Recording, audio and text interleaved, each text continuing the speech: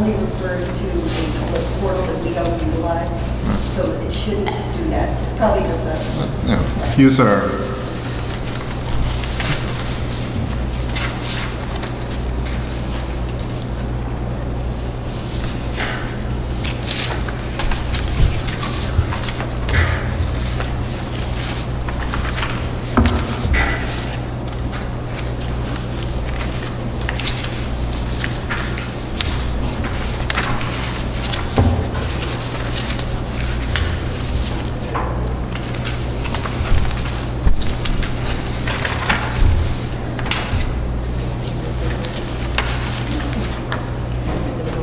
Yeah. I move to approve if everyone's read them. So this is a motion, I'm hearing a motion to approve the January 9th. Second? Second. All in favor? Aye. Abstain. Motion passes with roll abstaining. Onward to the strategic planning minutes.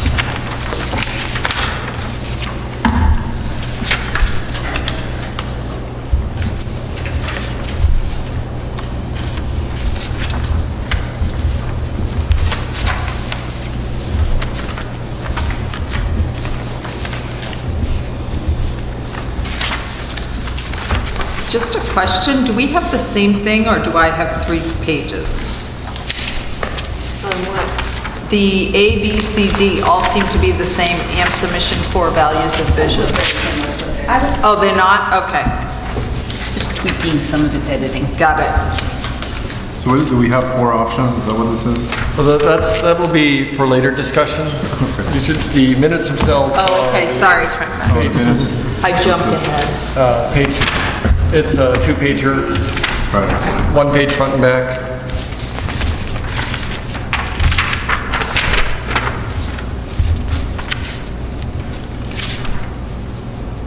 Do I have a motion to approve?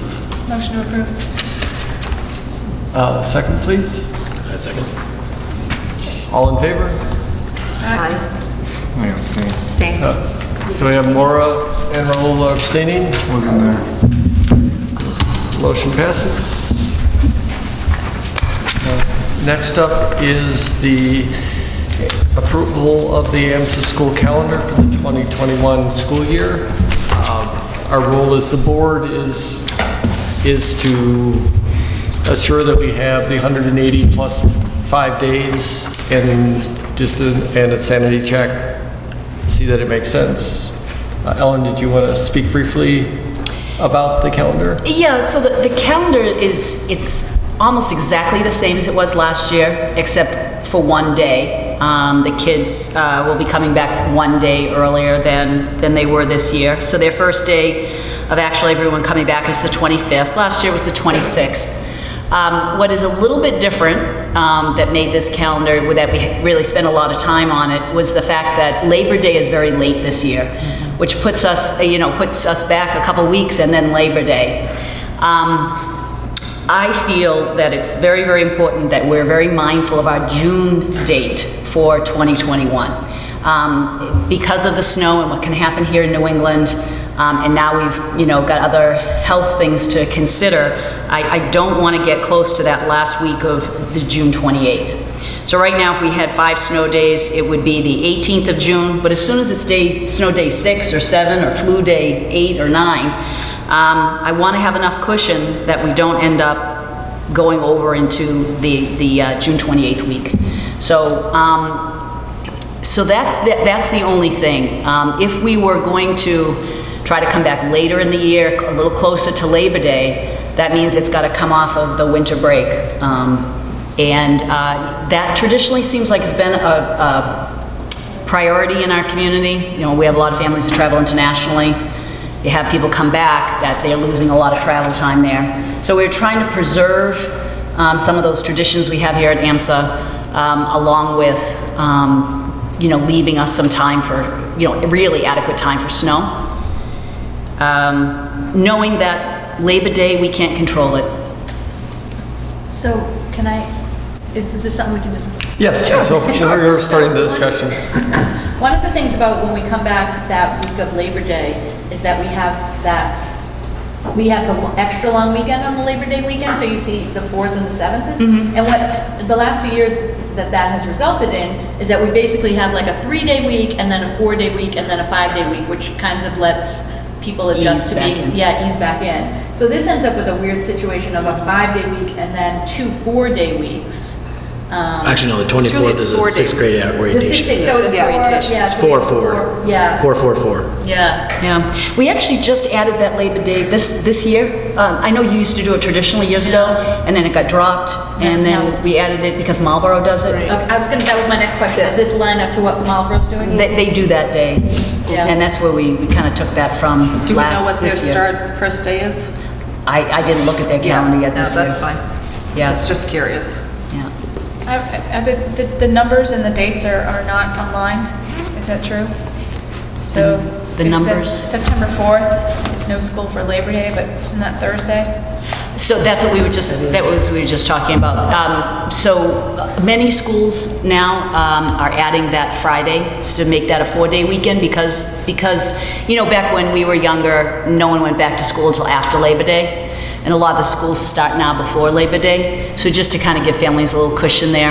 And it was something AMSA did years ago and then stopped doing, and then we tried it again this year. People seem to like it. One of the concerns was that sometimes we would head back into that full week and it would be like 2 full weeks, and it was kind of a hard start as far as like really ramping up after the kids have been off all summer. I think my point is that the 4th is a Thursday. No, I just looked it up. Oh, am I looking at, oh God, thank God. Yeah, that's what I thought you were asking. I just looked it up on my phone. Yeah, no, it is correct, Thinking yeah. about China again, sorry. The other question I have is, there's a green category for half-day PDs, none of which are actually noted on the calendar. So this calendar is not final for the year. This is just to give parents an idea of like when they can plan vacations. We'll get to that more in April, May time, and then we'll add to this. So Sarah's constantly adding, and then we'll add in the testing dates, and this is a skeleton calendar we try to get out typically, honestly, in February, like earlier in February, well before vacation. But there was some delays with government meetings and things. So those will all be added in. Okay. Other questions for Ellen? Motion to approve the calendar. So moved. Second. Cindy, second by Maura. All in favor? All opposed? Motion passes unanimously. Thank you, Ellen. Looks like a great calendar. Now, just to be clear, the 18th is the last day if there are 5 snow days. If there are not, then it would be earlier. Right. And those darker blue days are Half finals. days, yeah, And they're finals, finals. yep. So they would shift back or forward depending upon snow. Okay, got it. Okay, just want to make sure. All right. So you're up with the executive report. Alrighty. All right, well, welcome to February 27th. I can't even believe we're talking about the end of February. You come back from February vacation, we always say, after April vacation, the year is all but gone. It certainly is for our seniors. But for some reason, I feel like February 27th, it just feels like it's evaporating before my very eyes. So anyway, here we are, end of February. All right, so here's some things we're going to talk about tonight. We're going to give you an update on the charter renewal, a lottery update. Now, the lottery was just held yesterday, so I have just some preliminary information for you. A quick update on the Lesley University Teacher Residency Program for the computer science area that we're doing. We're doing some recruitment, so I wanted to mention it to you in case you know anyone who's interested. There we go. We had a very exciting visit today at Quest Diagnostics. I want to give you a quick update on that. So a lot of this stuff was added just really today. And then a little bit of RAzzle Dazzle time and some upcoming events, so you know what's coming up. All right, so here we go, charter renewal. We had been waiting and waiting. Our visit was on November 1st. You've probably, if you've seen the newsletter, you know the results. I'm going to give you a little bit more information, but the results are in, and yay! All right. It was super exciting. I can't even, it was like watching 3 years of work just turn into that, and it was just fantastic. So, all right, so AMSA Charter School was unconditionally renewed for 2020-2025. not a huge surprise, and yet you never know. So it was a huge sense of relief and celebration here for sure. So I wanted to throw out some thank yous. First and foremost to Dr. Lewis, who led our school to a time and place where we can continue to grow and thrive. When we took over the school, there were so many programs that had been dropped and that were non-compliant. I was talking to Jess the other day, and I said, Jess, honestly, if we had still been in that place, I'm not sure that AMSA wouldn't have been close to close down, or certainly would have had a list of conditions that would have been very difficult to overcome. So, Dr. Lewis came over and took over as ED, and every time, we came to him and said, we need to do this, we need to do that, need to focus on this in order to get through this renewal. He continued to encourage us and be open to that work. So, I will always be so grateful for him and his continued support and friendship.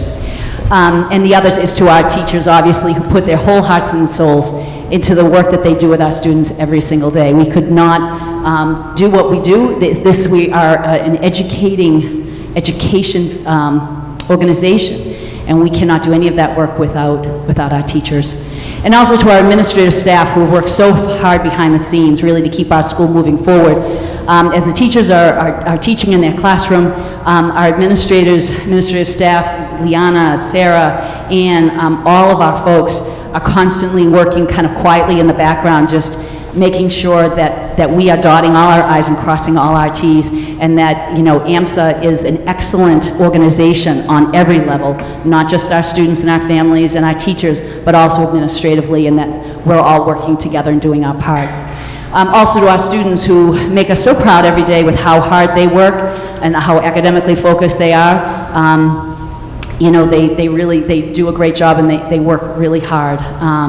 And also to our families, who support us each and every day in the work that we do. So grateful to everyone, and everyone had a piece in this success. I will say that AMSA, we had our, as I've mentioned before, we had our conditions removed June of 2018. So that was a year and a half ago. It was a very big deal. It was a lot of work that went into that, and yet we have never gone into a cycle, a rechartering cycle, where we've walked out clean. We've always walked out with conditions, and it was only a year and a half ago that we had those conditions removed. So the fact that we were able to go through this whole process, and for the first time in the history of the school, to walk out 100% clean was a huge accomplishment for everyone in this community. So just a couple things. There were 20 charter schools. There's 78, I believe, charter schools in the state. 20 of us were up for renewal this year. And out of those 20, 13 of them were renewed with no conditions. So we were in the top 65% there. I thought that was really, really great news. Half of them were done earlier in the year, and then half of us just got our results in February. So yay for us once again. So now we're starting to look at the work ahead, and this, triggers that we can now start our accountability planning, which honestly we've been talking about for about 2 years. It is now in process. We've been working with the department chairs. We had a 2-hour session in February, and we're planning another 2-hour session in March. And so we already have kind of a sketch of the things that we really feel are important for us to measure as we create that new accountability plan, which will cover us from 2020 to 2025. And the department chairs are a huge part in helping us to develop those goals. One of the things that did pop up was our Spanish-Portuguese document translation. We're behind on that. We're behind on that because it's very expensive.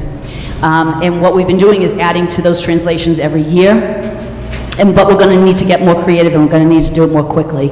And so one of the things that we've done since our results is that Mike Finkel was able to take our whole handbook and put it on its own page on the website. So you can click where you can get a PDF of the handbook, which we've always had, but now it's also in the body so that you can go up to the translate button and you can translate into all those different languages. Is it 100%? I don't know, because I can't read those languages. And yet I think maybe it's better than what we've ever had, because we've never had it. We also found out it would cost almost $15,000 to have that translated into 2 languages. That's the kind of money that we're talking about. But we're working on this, and we've already made several good changes since we got this feedback. Is that something our community can help That's what the, like, volunteer. I was hours, or- just wondering the same thing. Or does it have to be by people who are like, I don't know, licensed, or I don't know. So, it's a grammar thing, right? Right, yes. And so you can ask someone who speaks a different language, but we don't know the level that their grammar is, right? So, and I know Sarah Preston did one form that she did for the Bilingual C Seal, and it was one letter, and she did it in Spanish, and she said, Ellen, it was a beast to make sure that grammar was really right. And she had multiple people working on it. So we're doing the best that we can. You can kind of see why it's so expensive. Right. It is. It's very time consuming. Because it's not about what's in it, it's about being grammatically correct and Exactly. professional and Yeah. deployable, right? And then, like legal, like, legal Yeah. documents. Legal documents for the most part, You're especially when you're talking wording, about the you have a handbook. different meaning. Yes. We could get Padmaja to have her team use the cognitive services of, the AI world, right? And start getting that to work. We were just talking about parsing and other stuff. We are not there. Not there yet. I am proud of my kids, but we are not there. So the next thing we always need to continue to work on is continued outreach to ensure access and equity in our core towns. And yet, our biggest sending district, we're restricted on who we can take, and I'm going to get to that in a minute. So it's tough to have a community that's representative of the community that we serve when we're not allowed to take from the biggest town in there. But we will continue to outreach and do what we can there. And also to continue, to increase special education EL supports in the classroom. That was just noted that, they would, it didn't even say they would like to see more. It just mentioned how much they saw, which triggered to me that we need to continue to talk about that, making sure we're giving our kids the support that they need so that they can work at the rigorous level that we expect them to. All right, now we're going to talk a little bit about the lottery. We pulled our lottery yesterday. So anyway, thank you, congratulations to everybody, even in this room, that cheered us on here through that renewal process. So the lottery was pulled, it was run by one of the folks at Redeker to make this very neutral, have a third party to take care of that for us, and that was very, very helpful.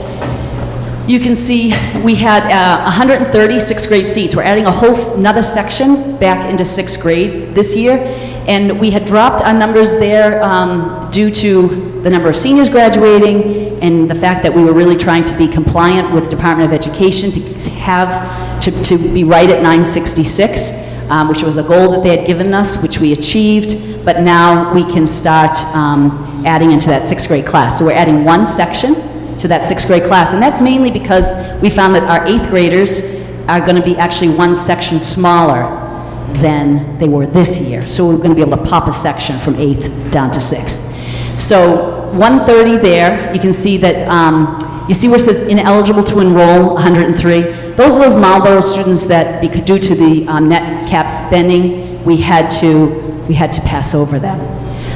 Which was very disappointing to us. We love our Marlboro kids, but it is the regulation from the Department of Education. There's nothing that we can do about that. So we still have 92 sixth graders on the wait list. You can see that there is 32 Marlboro siblings, but there's 52 siblings from all our towns. 20 from Clinton, 49 Hudson, 15 Maynard. Non-core towns, 12 students have been taken in there so far. In seventh grade, because we had only 105 in our sixth grade this year, we're going to add 15 in. Once again, as our older kids graduate, we're going to make sure that we have targets of where we're heading for enrollment in middle school and lower school. And what we need to do is start shifting more kids down into the middle school and balance that out a little bit better. If you want more information on that, I can get it to you. Any questions on the lottery? I just have one question. If for this year, the Marlboro was ineligible. For next year, can they try to get into seventh grade, or will it Yes. depend on whether or not Marlboro is ineligible again? So they should always apply. Okay. Always be encouraged to apply every year. We have to wait. The Department of Education didn't tell us until February 15th if they were going to be eligible for the lottery or not. So I would always encourage everyone to apply, and we'll see what they say. It all has to do, for the most part, with if Marlboro, the school system itself, falls in the bottom 10% on the MCAS scores. So they were that 1 year, so last year we were able to take Marlboro students in. They're back up again into like the 22%. And so it closed us off again. Got it. So it's dependent on how they are doing over there. The question, for the next school year, can additional families put themselves on the wait list? You mean when you reapply in the fall? No, if let's say a new family moved into Hudson Today? No. So there's no way,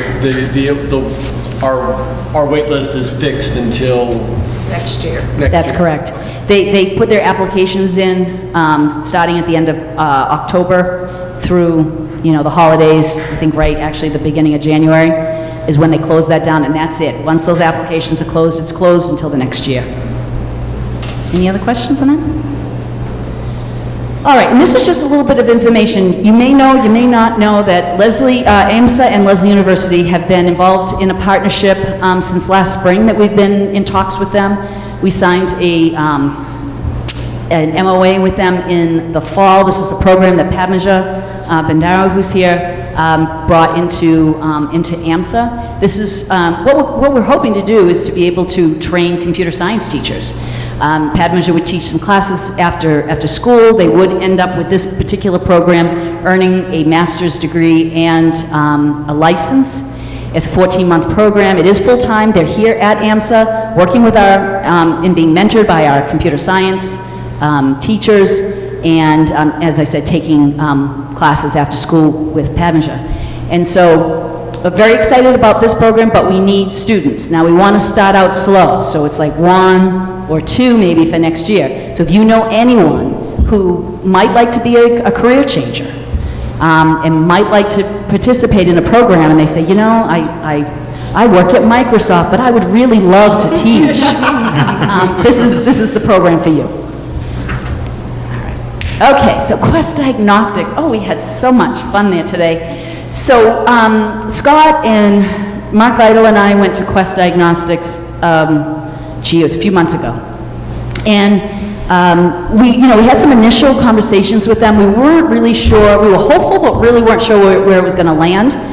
They invited us to come back. When we walked into the conference room today, there was 10 executives in there. And they were the notebooks were open, and they were already all on board about what can we do with AMSA. And they had just a list of things that they were excited about, some of the things that we talked about when we were there a couple months ago. So none of this is in stone, but these are all things that they think that they can make happen. And they're right across the street, so this is very, very exciting. We really solidified the partnership over the next 18 months. Some of this is going to be happening, especially the student tours, towards the May and June after AP is over. But there's all kinds of things that we can do with them. It's rather exciting. So student tours, these will be targeted tours. They have one of the most amazing industrial robotic systems there that you have ever seen. In fact, it's one of the largest ones in the world. The way that they move all their samples through this particular lab, and it's all automated, it's all computerized, and Scott is in the process of redoing our robotics curriculum completely, and it's going to be based a lot around what they're doing here and the way that industry now is using robotics. No more of the tinkering with the Lego thing. So we're going to be completely doing that. So there's in biomedical, molecular biology, and they're going to be targeting different, as I said, different groups and bringing them over there so that they can see real life. We also talked about data analysis, and that they're going to show us about how they do and handle all of their data, and our kids will see that real live, experience. Quest speakers, they can come here, they can come into classes. They can make it part of the tours. They're going to present real-life anonymous case studies for us of interesting, cool things that they've experienced. Scott mentioned that it's very difficult, actually, to find case studies that are real, that are relevant for today in textbooks and things. But this is the work that they're doing every day, and they do that kind of work with each other. And now they're gonna make that part of what they can share with our kids too, which I think will be fascinating. Mentoring opportunities, job shadowing opportunities. curriculum support. One of the things that they have a lot of entry-level jobs there, and a lot of, like for summer jobs, where if our kids were trained properly, they could work there all through the summer once they turn 18, in breaks and things like that. They pay, those summer positions pay well, and so one of the things that Scott's going to be working on is what classes can we do to help move some of our kids to certification so that they're ready to work in one of these labs. A lot of the equipment that they had over there, Scott has upstairs. So our kids have seen a lot of it, they work with some of it, and so this is very exciting, and along with that intern opportunity. So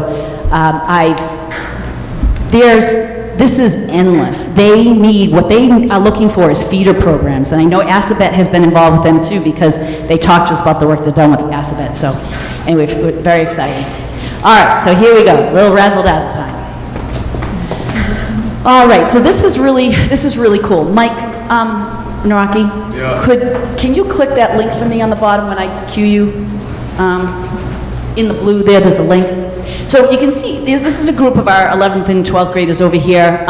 For a couple of years, Rachel Jackson, who's up in the back in the gray sweatshirt, long black hair, has been going over to Kane Elementary School here in Marlboro. Nope, not yet. Nope, not yet. Oh, well, you cue me, sorry. Okay, so Rachel's been going over there for a couple of years. She's using this as a senior project also. It was something that she initiated and started herself. Now they have a group of kids that are doing this. Now what's interesting about what Rachel started here is that Mark got involved, Mark Vidal, and he has now brought this to the Marlboro STEM Council, and now we have ASABET has adopted one elementary school, AMSA has another, has Kane, and then Marlboro High has another school. And they've all duplicated the program that we have here, and all the kids are going into the elementary schools and they're teaching this. This is happening during half days. So when the teachers are at PD, our kids are out at the elementary school, so it's super, super exciting. This got picked up by the local cable channel, and Mike, if you wouldn't mind now running that. Amazing! A buzz of excitement filled this 4th grade classroom Thursday, and it was all thanks to science. A new program in Marlboro schools aims to do just that. Inspire interest in STEM subjects like science. I really like working with kids, so I thought this would be a great opportunity. High school volunteers like Rachel Jackson bring their passion for science right into elementary classrooms.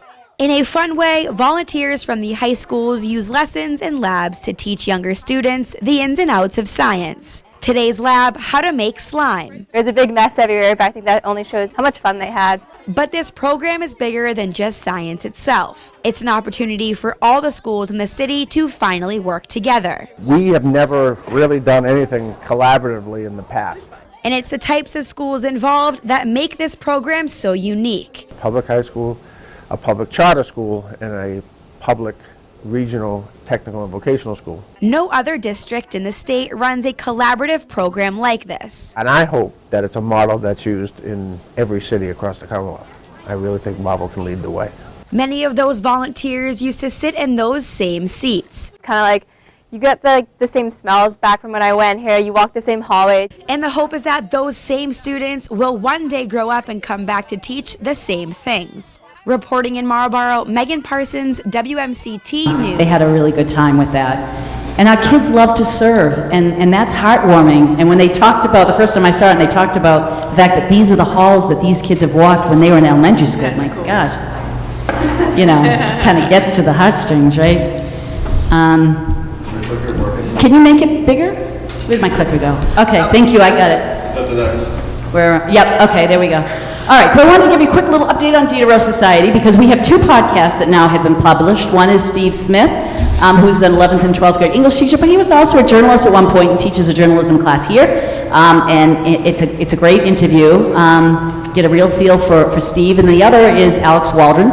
I haven't listened to yet, but I hear it's rather funny. Alex has a great sense of humor.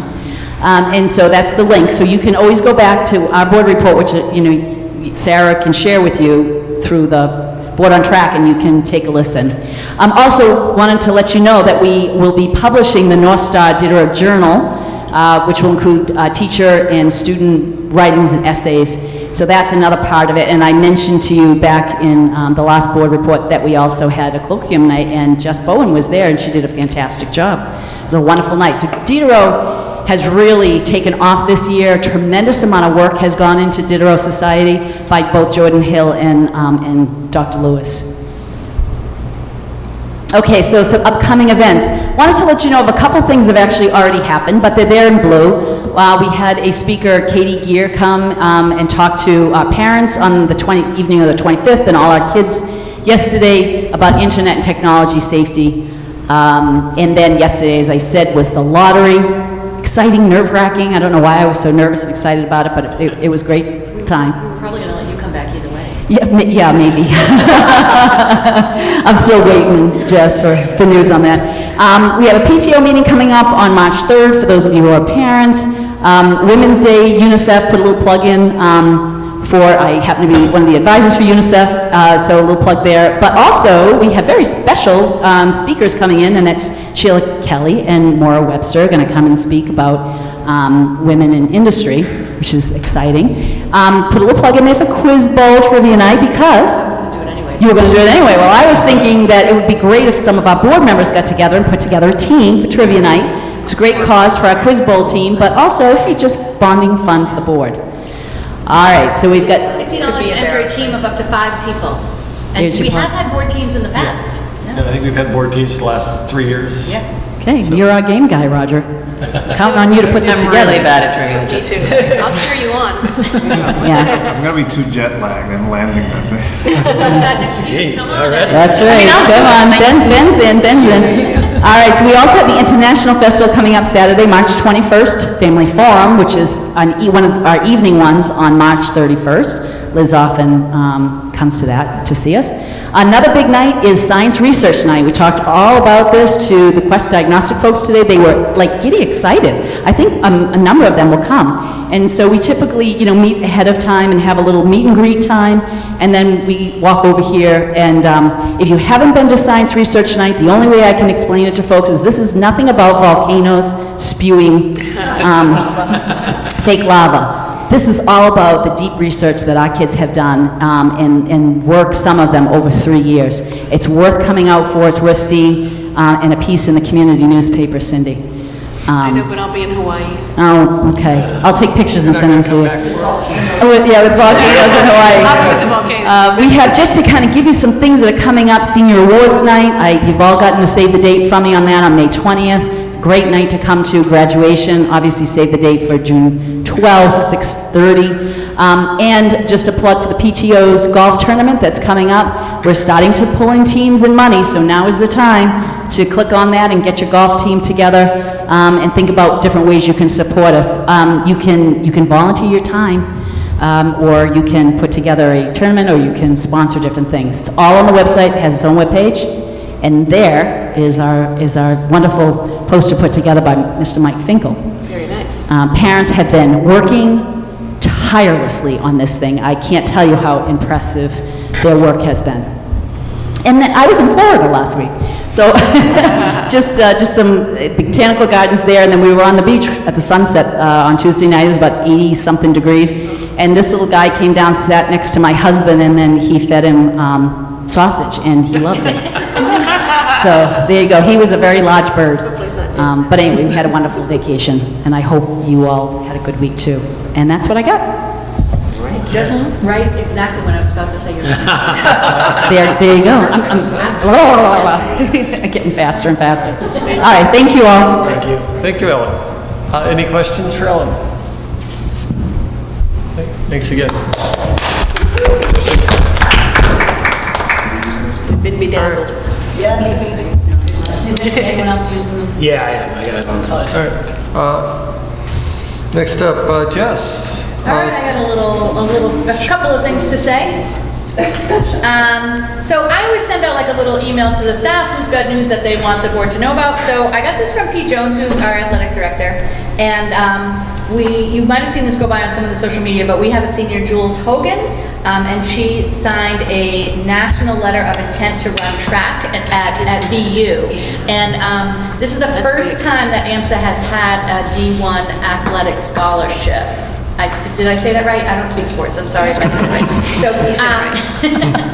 So, apparently it's a big deal because it's a smaller school, so getting somebody to kind of compete at that level. And she also won the state championship in long jump. I was going to say it's got to be in something. Okay, so there you go. That's some news from Pete and exciting news there. Other things that teachers have mentioned to me. I did have a teacher who mentioned to me that when talking about the Pulse survey and just surveys that sort of come out in general, not really concerns, but just some of the questions that get asked sort of put together. I think we tried to make an effort to make the number of questions shorter, and so we put together things into a single question, like, how do you feel about this and that? And so there's a sort of a request to maybe separate some of those issues out, and maybe, and when I was talking to Ellen about this, if I can be of help on the survey task force to get sort of a faculty perspective on that, if that would be helpful, I'm happy to do that. And sign her up. Okay. All right, good. Done. Then I'll move on. Teachers continue to be a little bit frustrated with losses of class time for speakers. We had a snow day. There's some things that are within our control, some things with not. The snow day one was a little bit weird. It was a half day that got canceled, and then there was a little bit of we're going to reschedule the half day of the professional development, and then it was not. No, never mind. We're not going to do that. So that was a little bit confusing. But I think what teachers are it seemed. Teachers are always concerned when they lose their minutes on time. And I actually think that this is really one of the great things about AMSA is that what our teachers complain about is that that they're losing their we should be concerned if teachers didn't care about this, right? So I think that all schools have things that need to happen, like assemblies and snow days and field trips and all of these things, just teachers want to know that these things are supporting our mission rather than detracting from them, and especially in some of the high pressure classes that have an AP exam at the end, right? Every snow day is like a panic time if you're teaching one of these high pressure AP classes. So anytime you're losing class time, it's concerning to teachers, and that's good. That's what they do. So. I was going to mention that we are in the survey process that kids have signed up for classes. Teachers have started to see a draft of how many kids have signed up. Department chairs have shared that. There's still a long process. Just because 40 kids signed up to be in chorus, yay, doesn't mean that 40 kids will get to fit that into their schedule. But that is starting to happen. Also a plug for trivia night. You guys should get a team together. That's all I got. All right. Thank you, Jess. Any questions? Just the time. I have one comment. Just one comment based on the feedback that we got from Jess around, and time on learning is super important in scheduling, and you're trying to hit everyone's needs. But we met this morning with the student affairs team, and we are going to review every field trip that is planned right now. We realized that there was a tendency to, because we canceled so many field trips due to the EEE in the fall, that there was a feeling of, we'll catch up in the spring, and that's not going to happen. We can't lose that much time in the classroom. So Brianna and Mike are going to take a look at that complete list and make sure that everything that's happening is academically focused, and that it's really academically necessary between now and the end of the year, and make sure that the timing of all those things is good. So we'll be working on that this week. Yes. How accurate, just curious, how accurate do you keep track of time? I mean, can you actually say, like, out of a given school year, 3% of the time is due to this kind of stuff and that kind of stuff, or do you you don't get to that level of detail? Just because sometimes what I heard was the perception is that we're losing time. The perception is that all these activities are going, but if there was an actual report to show them, it felt like that, but you actually didn't lose time. You know what I mean? It's tough to say because you do. For example, there's a Latin exam We don't want to not give the National Latin exam. Our kids compete in that, but and yet that's time, right? We have the AMC test. That's 2 periods a day. We certainly want to do the AMC test. Luba uses that for a number of things, and it's important for our kids to see those kind of challenging problems. So do you not give it? Do you not do the PSAT? So there's like, it's such a give and take. You want, and I was talking to Justin, I had an extended conversation about this yesterday. You want to have a full program all around, right? And you have all types of competing needs, and it is very important that we really look closely at what are those competing needs, and is it, well, this is an 8th grade field trip, but the Latin exam is mostly for 9th and 10th grade, so you have to look at those things. And another thing that's complicated is coverage. When you take a field trip, you're taking teachers to chaperone, that's 1 to 10 or 1 to 15, depending upon the requirements, and that makes, that's coverage for subs and that. So we're looking more closely at that. One of the things that we've been talking about is the day before all the kids typically show up, is perhaps making that like a half a day maybe, so it's a day week, but we would take care of a bunch of those things, right? So we would have all the school pictures done on that day, right? And the teachers would still be doing what they always do, but as administrators, we would find things that, like all the class meetings that typically happen in September but come out of class time, do that on that day, right? So there's a way that we can organize that and make that worthwhile. We're hoping that we could take a lot of the time that's used in the fall. If we can get the pre-registration sheets from College Board, I don't know that we can. We could fill those up. So there's things that we're trying to do to relieve the pressure, but we hear them, and we want them in learning too, and yet I also want the kids to take the PSAT. And it does sometimes happen because of the rotating nature of our schedule. Sometimes it does happen where you're like, oh my goodness, I've missed my C block class like 4 times and I haven't missed my G block once. And administration will say, listen, we're going to flip the day. Sometimes that has to happen. And if we do have data that sort of is very clear that we miss too many odd days or too many even days, then we do a little tweak if it gets way out of whack. Yeah. And this year we've had 4 snow days. One of those was the half day. We've had some 2-hour delays. Like all of that impacts their time with the kids, and we're sensitive to it. We are not in disagreement about this at all. It's monitoring it from this level, all 7 grades, and trying to make sure that no one is taking too much of a hit. And yet running a full program, because families do want field trips and they do want speakers to come in, and so it's balancing it. That's all. Okay. Other questions or comments? All right. Thank you. Parent report, Maura.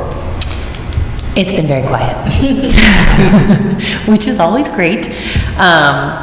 But I don't like to assume that means there's no questions, comments, concerns. So just a reminder, a plug for people to email if they have questions or to give me a call or before the board meetings.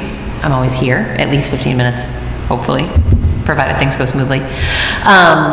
We do have some interest in the code committee, which is exciting. I know it was a very last minute video note message that went out yesterday. So if folks are interested in learning more about that, to definitely reach out. So what? The code committee? Is that part of the development? It is. It's part of the initiative from the development committee here on the board. It is community outreach, diversity, and engagement. Really helping us as a development committee achieve our goals. Yes, I'm sorry. We briefly discussed it at the last meeting in January, but we're kind of rolling that out and very excited about it to bridge the gap and really get more parents and our community involved. So for those that didn't see it, Maura put together a really cool video, right? And actually published it, and Mike, I think, Mike sent it out. Sent it out a couple places. I think it'd be part of an overall communication plan that we'll be doing, but this was the first of, I think, a couple. And I think it was the first one to get people excited, kind of give an overview to the community, give an opportunity. The development committee, just as we're talking about now, it's our force multiplier, right? So it's the concept from our development committee that we as a development committee can't perform and execute on everything we want to do. So we decided to build a subcommittee within our group to actually have community participation. So when we want to execute things, we can actually reach out to a bunch of resources to get the right things done and get the right resources to work on things, not just who raises their hand. So I think it's going to be an excellent opportunity as we grow out this committee and subcommittee to the development committee to really execute on a lot of strategies we put together. Yeah, so if there's anybody here in the room or listening to the recording, please contact Maura if you're interested in participating in the code team. Okay. Other questions or comments from Maura? Okay. On to chair business. First, I'd like to officially appoint Jess to join the task force for the survey. I accept. Thank you, Jess. Second, I'm going to be creating a task force for the negotiation with the teachers union. The task force will be Jill, Roger, and Sheila. So, next up, we need to reschedule the March board meeting. Currently scheduled for March 26th. I think the best candidate dates would be either Tuesday the 24th, Wednesday the 25th, or the following Thursday, which would be in the first Thursday in April. Actually, I'm flying out on the 25th. Okay, at 7 o'clock, so. All right, so it would be either 23rd or 24th. So either. That's the 23rd. Okay, so Monday. Yeah, well, I think we probably want to meet after finance. I preferred. So we've got Monday the 23rd, Tuesday the 24th, or the Monday the 30th. Or we can go into the following, into the first week of April. I fly away on the 1st. All right. For a month. Take me with you. So, Can we move finance to the 23rd? Does Monday work for you, Leanna? And then you guys can have Tuesday. so 23rd works. I mean, does it work for you So we can guys? do finance on the 23rd and meeting on the 24th. I can do that. Sounds good. Any objections? I am at your beck and call. Jill, All right. let me know if that works for you. Yeah, I think so. I didn't look at my calendar, but I assume so. All right, well, we'll go with that as a plan until proven otherwise, so. Tuesday, 24th. So board meeting will be rescheduled to the 24th at 6:30. The finance committee will move from the 24th to the 23rd.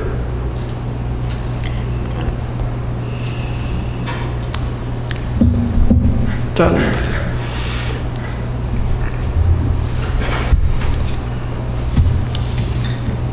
Thank you all. That was, my son's getting married. I apologize, so that was my fault.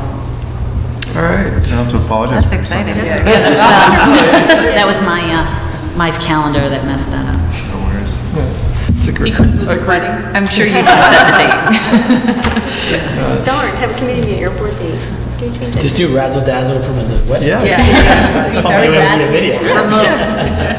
Maybe you don't want a video of that. All right.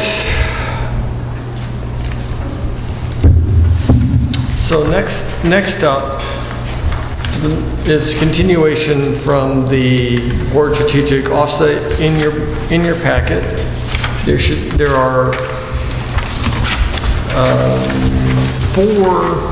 four versions that all derived from the offsite. I believe which one was the first? Which of these is I have the initials which? at the bottom of the page. Oh, okay. A is the one from the school. And I'm just saying for the people who are in who made comments, we just read them. So A is from the school, B, a comment from Lee, and C is from Cindy, and D was from Nancy. All right. their initials or names. So I don't know if it's just my packet, but I have the 4 loose leaves and then a. Yeah, I do too. I do too. There's Four four loose loose, ones and then all 4 are stapled too, there's 2 copies. I think we got, Two copies. I think we got. That's okay. It's all good. Okay, you got, But are they all there? Yeah. Yeah. Better to have 2 copies than none. okay. Copy them. All right, very good. And so you have duplicate copies. You have 4 slightly different variations. I will introduce, well, first let me invite a couple more people into this discussion. Sarah, basically people that were at the offsite, I'd like to invite Samini to join us in the conversation. And Pabija and Mike. So the people who participated in the offsite and definitely helped us get to where we are at. So feel free to join us at the table or sit where you are, your choice.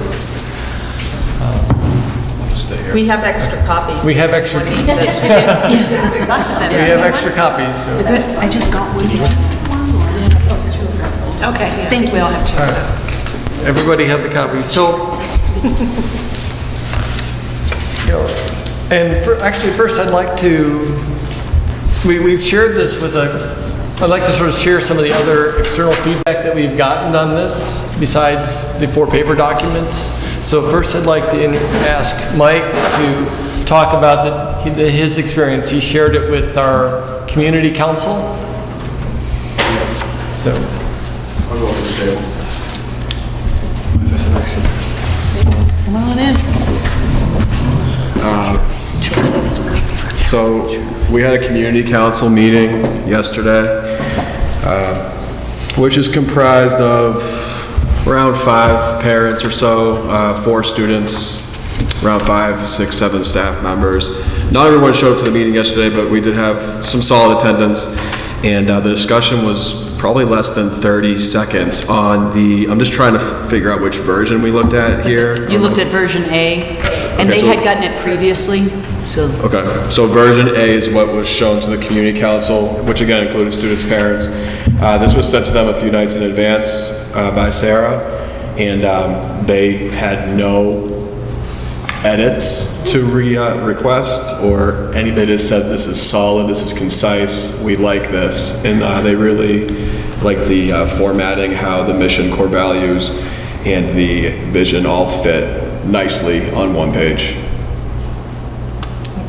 So Next I'd like to ask Ellen. I know Ellen has shared this version, and she'd also shared the feedback we got, candidate from Nancy Dill with the chairs and other direct reports. Yeah, so the chairs have seen a couple versions of things that we've been working on for the last 6 or so months, but the last version they saw was A, and then Nan Dill's, which was version D. So when I gave those, it was kind of a double blind test. They did not know which version belonged to the school or the one that was crafted by the consultant. I had them read both and then comment. They honestly, they had a lot of concerns around version D because they didn't feel that it represented AMSA. They said this does not feel like this is our school that we're talking about.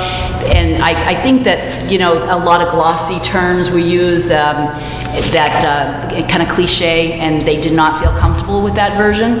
And they felt, fine about version A. So that's where we were with the department chairs.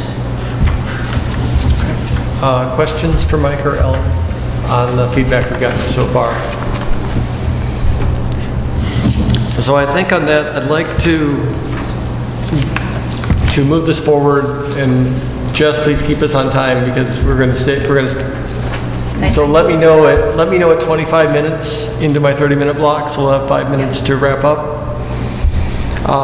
So first, I'd like to do a meta-level flag and discuss, or a meta-level discussion. Basically, is there any, not looking at details, but is there anything missing? Is there anything that feels wrong? Is there anything at the meta level that we need to discuss where we're not talking about a particular point, but talking about the format, the structure, big problems?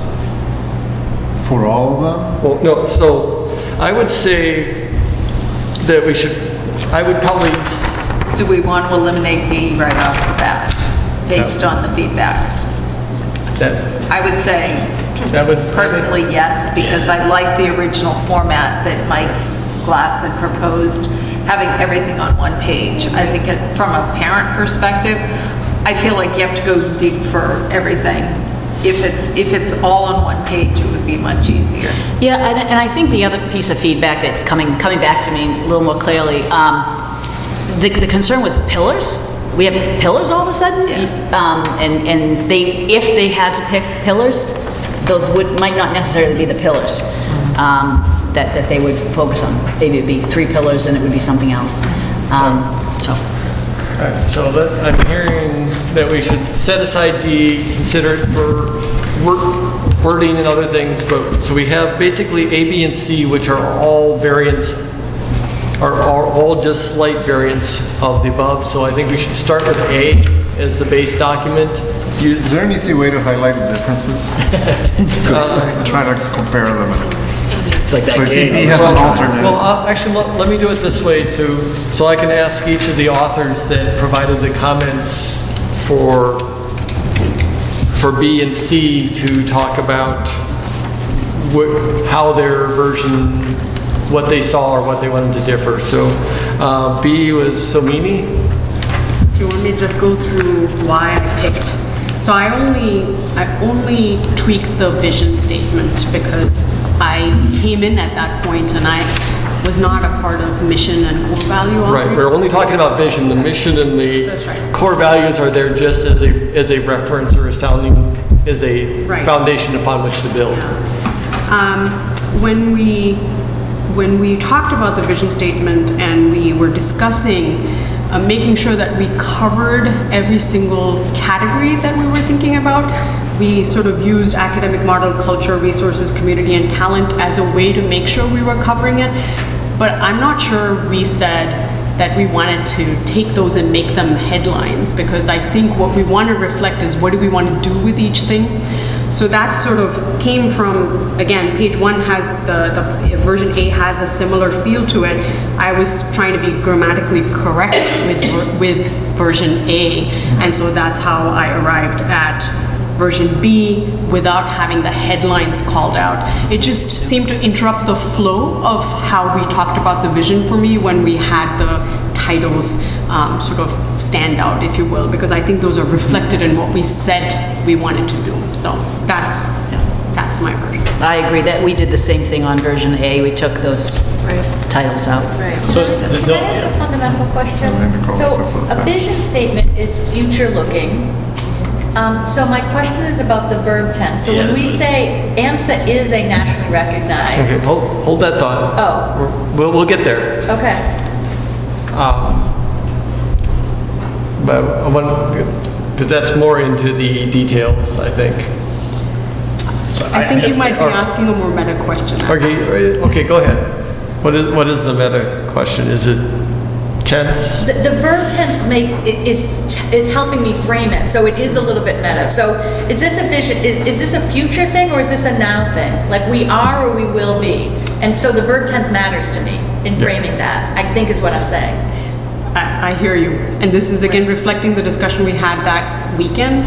And the way I remember it is I think we were making a future statement, but a lot of us felt like as if we were doing a lot of these things. And the idea that I heard come through in the room was when we make a plan, that is when we have a 1-year objective or a 3-year objective, then can we look back at the vision statement and say, does it frame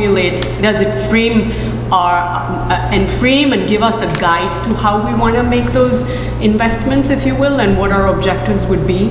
And so to me, it felt like what we were saying was, it's not that we're not doing some of these things already, but there's always gaps we want to close, and our objectives will fulfill those statements. So investing in our infrastructure, facilities, and resources, we're always going to have gaps in those things, and we're always going to strive towards the next sort of phase, if you will. So the vision statement is not giving us any other goal than being nationally recognized at the moment, and we can talk about that, but it's all the other stuff that makes us nationally recognized that we were recognizing in the 5 bullets that we put down after the vision statement. Does that help? I still wonder the same thing in terms of tense. I mean, are we emphasizing, or do we emphasize? You know what I mean? Like, I don't want to get too nitty-picky about that, and maybe that's the next part of your conversation, but... Well, I think we should decide what tense we're going to use for the vision statement. Sure, one suggestion is to accomplish this vision, we will, and then say emphasize a challenging community. So we just have to change the grammar of the first part. The lead-in, it's like, Exactly. It's really what we want our lead-in to be. We will accomplish this vision by the following. Yes. So we've got that. Well, no, it's how you phrase that, because if you say we will accomplish this vision by, and then you say emphasize it, that's not completing the sentence. I think you need to say to emphasize this vision, we will, and then you can say to accomplish this vision, we will emphasize the challenging. So it's all about that first sentence. If it's in B, then it's right saying emphasizing because of the way it starts. In A, it's also correct. Well, we don't want to change it in A because I think it's to accomplish this vision, we will, and then you can have you've got a parallel construction. But the vision is, I think what Jess was asking, what is the vision? The vision is AMSA is nationally recognized, or AMSA will be a national recognized. We talked a lot about this, and I thought we said we wanted AMSA is nationally recognized. Right. It's a definitive statement. Yes. Yes. So that is the vision, and to accomplish this vision, we will. Emphasize, create, invest, expand, attract. Sounds like that's a minor. Okay. A and B or something. Yes. So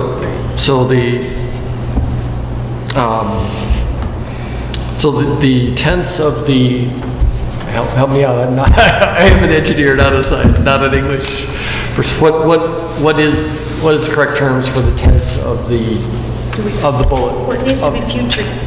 It needs to be future tense, but the future tense is accomplished in the part where it says we will accomplish. Right. But then in my version, I took out the ings and I made it say emphasize, strives to create, invest, expand, attract. I took out the ings, meaning that we will do this by. That's what we're saying. So you just have to take your we will accomplish this vision by. A and mine have both have the took out the ings. Well, the only shift is I would say it would be good to be parallel in starting with the verb phrase that is emphasize, create, expand, attract. So we agreeing on the content, and we're just getting the wordsmithing. Is that? I guess we can take this offline. Okay, so I think we've agreed on the content. We're going to start these sentences with the verb. Is that? Yes. And not with a category like academic. Right. And we're getting rid of the categories. Take out the categories. So now I think is there any other questions about structure? So can I just ask one question? Sure. So now we're looking at A, we're incorporating, so it's going to be the same, that one sentence under vision, then to accomplish this vision we will, and then it's emphasize and challenging. Create. Right. Okay. Yeah.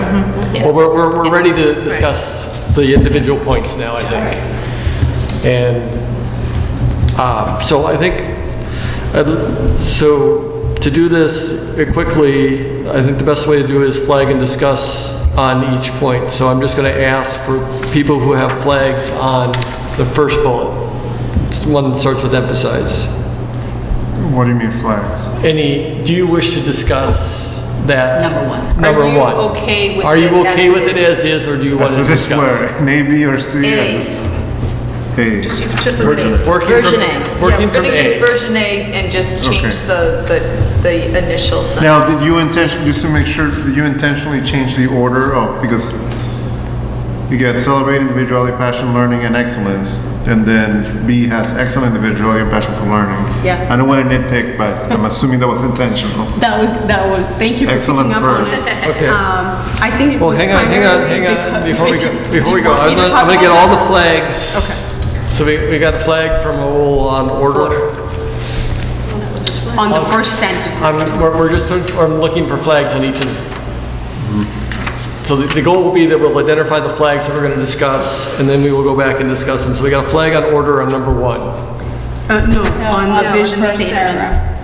It's on the top. On the top, on sentence, on the top sentence. Yeah. Okay, that got that flag. On one, are we emphasizing enough the academic rigor in this everywhere? I feel like it's very softly explained everywhere, and I'm wondering if it's too soft. I think if you make, challenging curriculum. if you make Raul's switch of words, I think it's going to bring that I up. think it does make it stronger. I had the same comment that he had too, that I felt like it was more of a priority, but I don't know if excellence or if, like, the academia itself is emphasized strongly enough. I mean, Okay, it's, so yes, emphasizes challenging curriculum. That is a flag on 1. Yeah, as opposed to the outcomes. Okay. Right? Move. Performance. Okay, we have a flag on 1. Other Yes, a flag on 2. flag 2. You want to just say what your flag is? Sure. And maybe we'll change. It's the repetition of hard work. Yeah. But I have a grammatical flag on that was fixed on her version B. None of them says AMSA strives, so I would say we will accomplish this by creating a school culture. So, Or just create a school just culture. get rid of AMSA strives. Yeah. Okay. Flag on 3 for order. Anything on 4? Oh, I see. Yeah.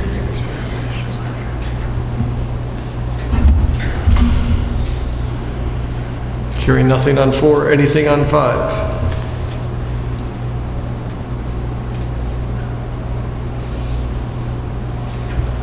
Nothing on 5 at this point. Okay. Back to number 4, would we take out that first hour? Is that too many hours in a sentence? Okay, Just to say expand flag on 4 for hours. Yeah, you could take out that first one. First hour. Okay, we'll come back.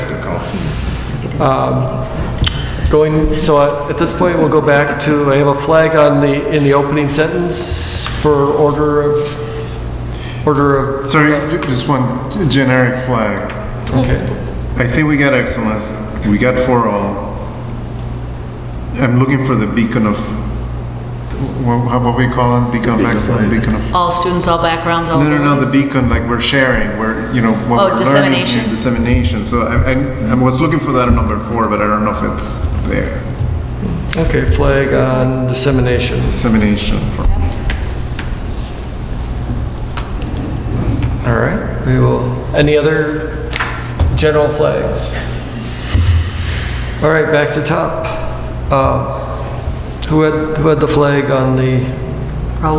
Roll flag on order for The the. ability to foster and celebrate excellence, Flag on the play. individuality, and passion for learning. So you're saying you want version B. Right. In terms Excellence, of the order. Yeah. On the alternative, It's just the order. Yes, So excellence would come first. right. Yeah. Then individuality and passion for I learning. wonder if passion for learning should come first. Because isn't it, once you have the passion for learning, the excellence will follow? Well, when the only reason to lead when you're reading the sentence, it should feel like as if it's flowing in your head too, along with what you want the priority to be. So if you try it various different ways, then you might find it easier to see what's awkward about which way we want it. So, I had a hard time with foster and celebrate, and then having the rest of what we're trying to say move through. So, But celebrating excellence flows. yeah. Yeah, that's I agree all. it sounds better. I agree in principle with Kristen, but the flow is much better with Yeah. excellence first. I like this one. I like what Samina We have passion did. twice, I don't know if anybody cares, but in 5, we are talking about passionate professionals, so I don't know if we need another synonym or if we don't care about that. Passion for learning versus passionate professionals. I think we had said Joy of learning. We've talked about joy of learning before. We have that. We have joy and improvement. So I think they're you- far enough apart, too. And I think one's sort of talking about the students and one's Right. kind of talking about the faculty, Exactly. I think. Dedicated. I think the professionals, the teachers bring their passion to share with the students, where the students are getting passion for learning, to have them get that passion inside them to go out and learn more. I think it's slightly different semantic on the whole thing. I think it's okay to have both. Yeah, I agree. All right, well, we can come back to the discussion of 5 to see whether passionate makes sense, but I'm hearing using the word order from the B alternate option. Yes. Yeah. And are you using, we will accomplish this vision or to accomplish this vision? I think to accomplish To this accomplish vision. this vision, Yeah, sorry. It's to accomplish this vision, Yes. we will, and then Okay, that's all I need. emphasize create. Okay. So we're good with the first sentence, we're good with the intro ending in we will. We have a flag on number 1 for order. No, I think you put the flag in on number 1 instead of on the next sorry. sentence. I think the flag was around, are we being Hard too work. soft on the academic rigor piece? Right. Is that correct? Yes. Is that- Would it be too much to say a rigorous and challenging curriculum? Does the rigorous imply challenging? I was thinking more of the Rigorous performance, implies right? non- I mean, the curriculum is, but what about the output from the students? Performance. Or is it academic rigor? Emphasize a challenging curriculum, academic rigor. Is your question, Kristen, sort of a lead a horse to water and making them drink too?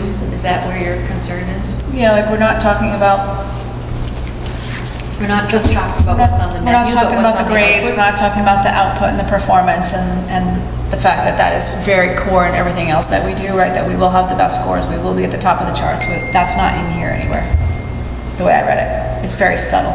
I like that. I don't know which, it's up to everybody, obviously, but that's where it would go, I think, in that line.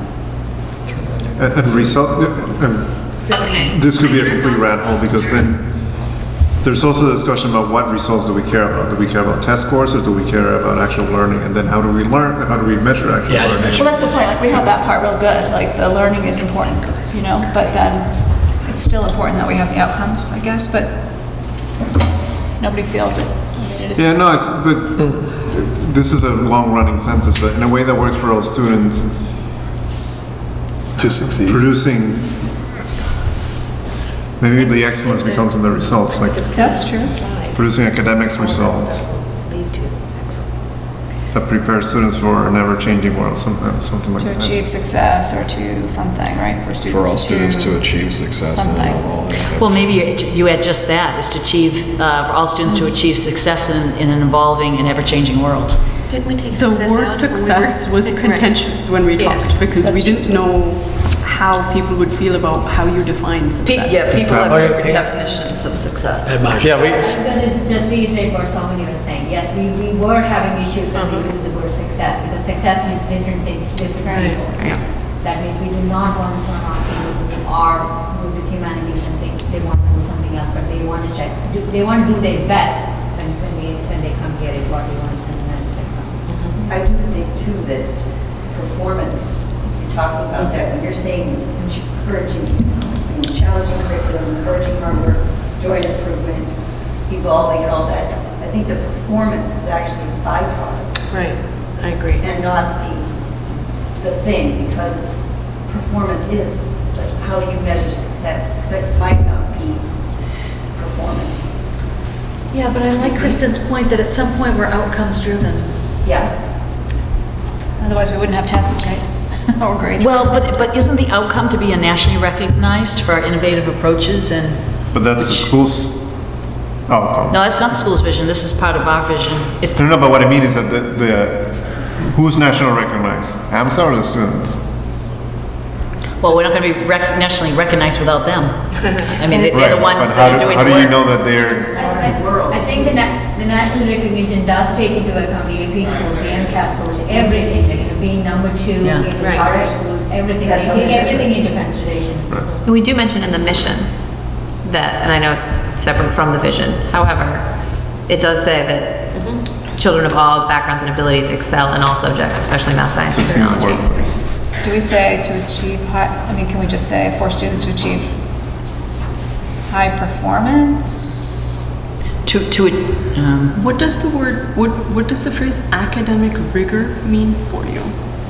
Would that be Academic rigor something means that they're studying hard and they're working hard, but you could still. you could still not have performance come through? Right, yeah. I think I'm slightly hesitant with the idea of putting performance in the vision statement. And it's a personal opinion. Yeah, yeah. I'm not able to tell. Sorry. Yeah, I think it's implied. I think nationally recognized encapsulates a lot of Performance is implied. output. Yeah. Could we say AMSA? Okay, How about for the first sentence, AMSA's academic performance is nationally recognized? Or AMSA's, I mean, that's part of the vision, which is just above there. Nationally, if we're talking about, if we want to put something like output, it's nationally recognized. how about as an academic institution for our innovative approaches? No, it's still not doing the same thing. I don't think we want to be nationally recognized for our approaches. I think we want to be nationally recognized For results. Yeah. For academic, That's a good for point. academic performance? Yeah. That's. I don't think we want anybody coming through here, look at the approach they're taking here. I mean, we might say that, but I don't think that's really what we want. It's a good point. That's a good So point. maybe we want to We're be not nationally nationally recognized recognized for our academic outcomes due to our innovative approaches. There you go. Yeah, that's what I think we want. Okay, say that again. Go ahead. To foster accelerated passion for learning and excellence. Doesn't that just say? no, Cindy? Back on the top. All right, AMSA is nationally recognized, if I remember, nationally recognized for our academic performance due to our innovative approaches, et cetera. Okay, so I'm going to say something, which is meaning you're concentrating on what we are currently nationally recognized, and it happens to be for one report that was done by one publication. What I'm going to say is, moving forward, we should be nationally recognized for a lot of things, not just our academics performance. It could be for our amazing administrative team. It could be for our curriculums that we're doing. It could be doing for, leading places in Research computer program. science that we never did before. It could be a result of our relationships with Synovian, and now our science fair is like nationally recognized. You know what I mean? Like, so I think any of those things still work with Cindy's definition. but they're not. If you take but out the word academic. If you take out the Take word out academic excellence, yeah, that's what's giving me the hang Nationally up, is that recognized we're not just here. I mean, you're an amazing organization. We are an amazing organization, not just.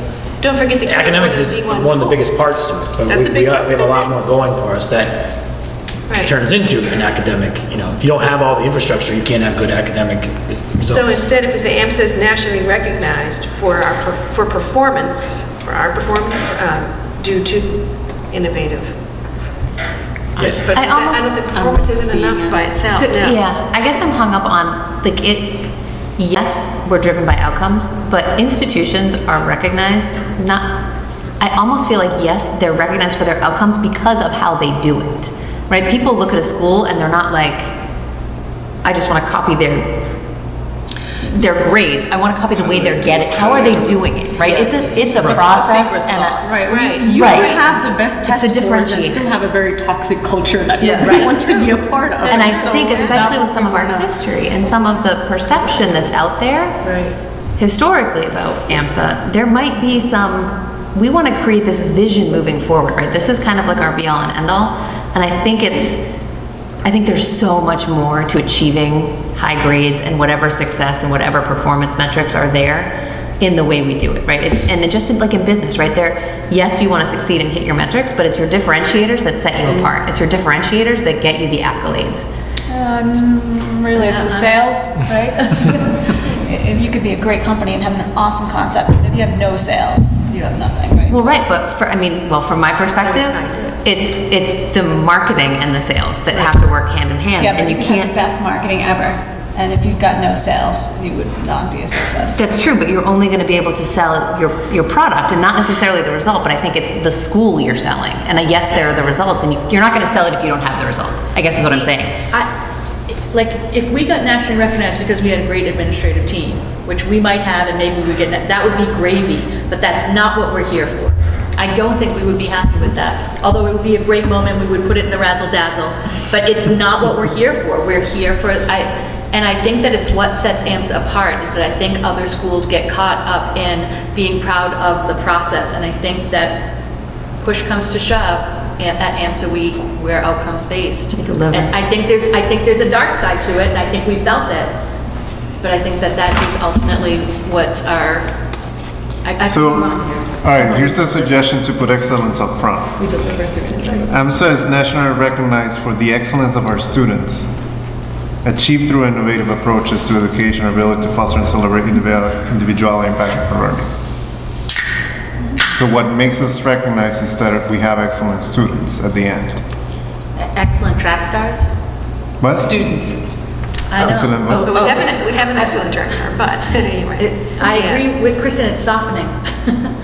Excellence of our students. Well, why don't we, maybe because we are running out of time, table that one and move to the others, and then we can come back. Circle back. Because we're not going to lock it down and be done, we're going to get another version, right? Is that true? Or were you hoping to lock it down and be done tonight? I think it's a group discussion. I think it'll depend on where we go, but I do think we should try to at least have an initial pass through each of the other points. We have, and this has always been the hardest discussion, is, how do we fit excellence and outcome at the right places in the vision statement? Are people, that seems, that has always been the core challenging discussion. Yeah, it's an inherent tension in any institution. All right, so just give me 10 more minutes on the clock. Just this once, Roger. And let's try to take number 2. Besides moving create to the front, I think there was one other flag. It's the hard work. We got hard work, two lines in a row. Right. In version B, I took out hard work in the alternate, and I just took it out entirely. It's up again. Right, It's a question of, yeah, do you need it twice or? Right, no, that was edited. We had agreed that it didn't belong in both places. We just weren't sure which one to remove it from. So I'm hearing strike hard work from number 2. Yes. Keeping it in number 1. Yes. Kristen, that caused you angst. I could see it on your face.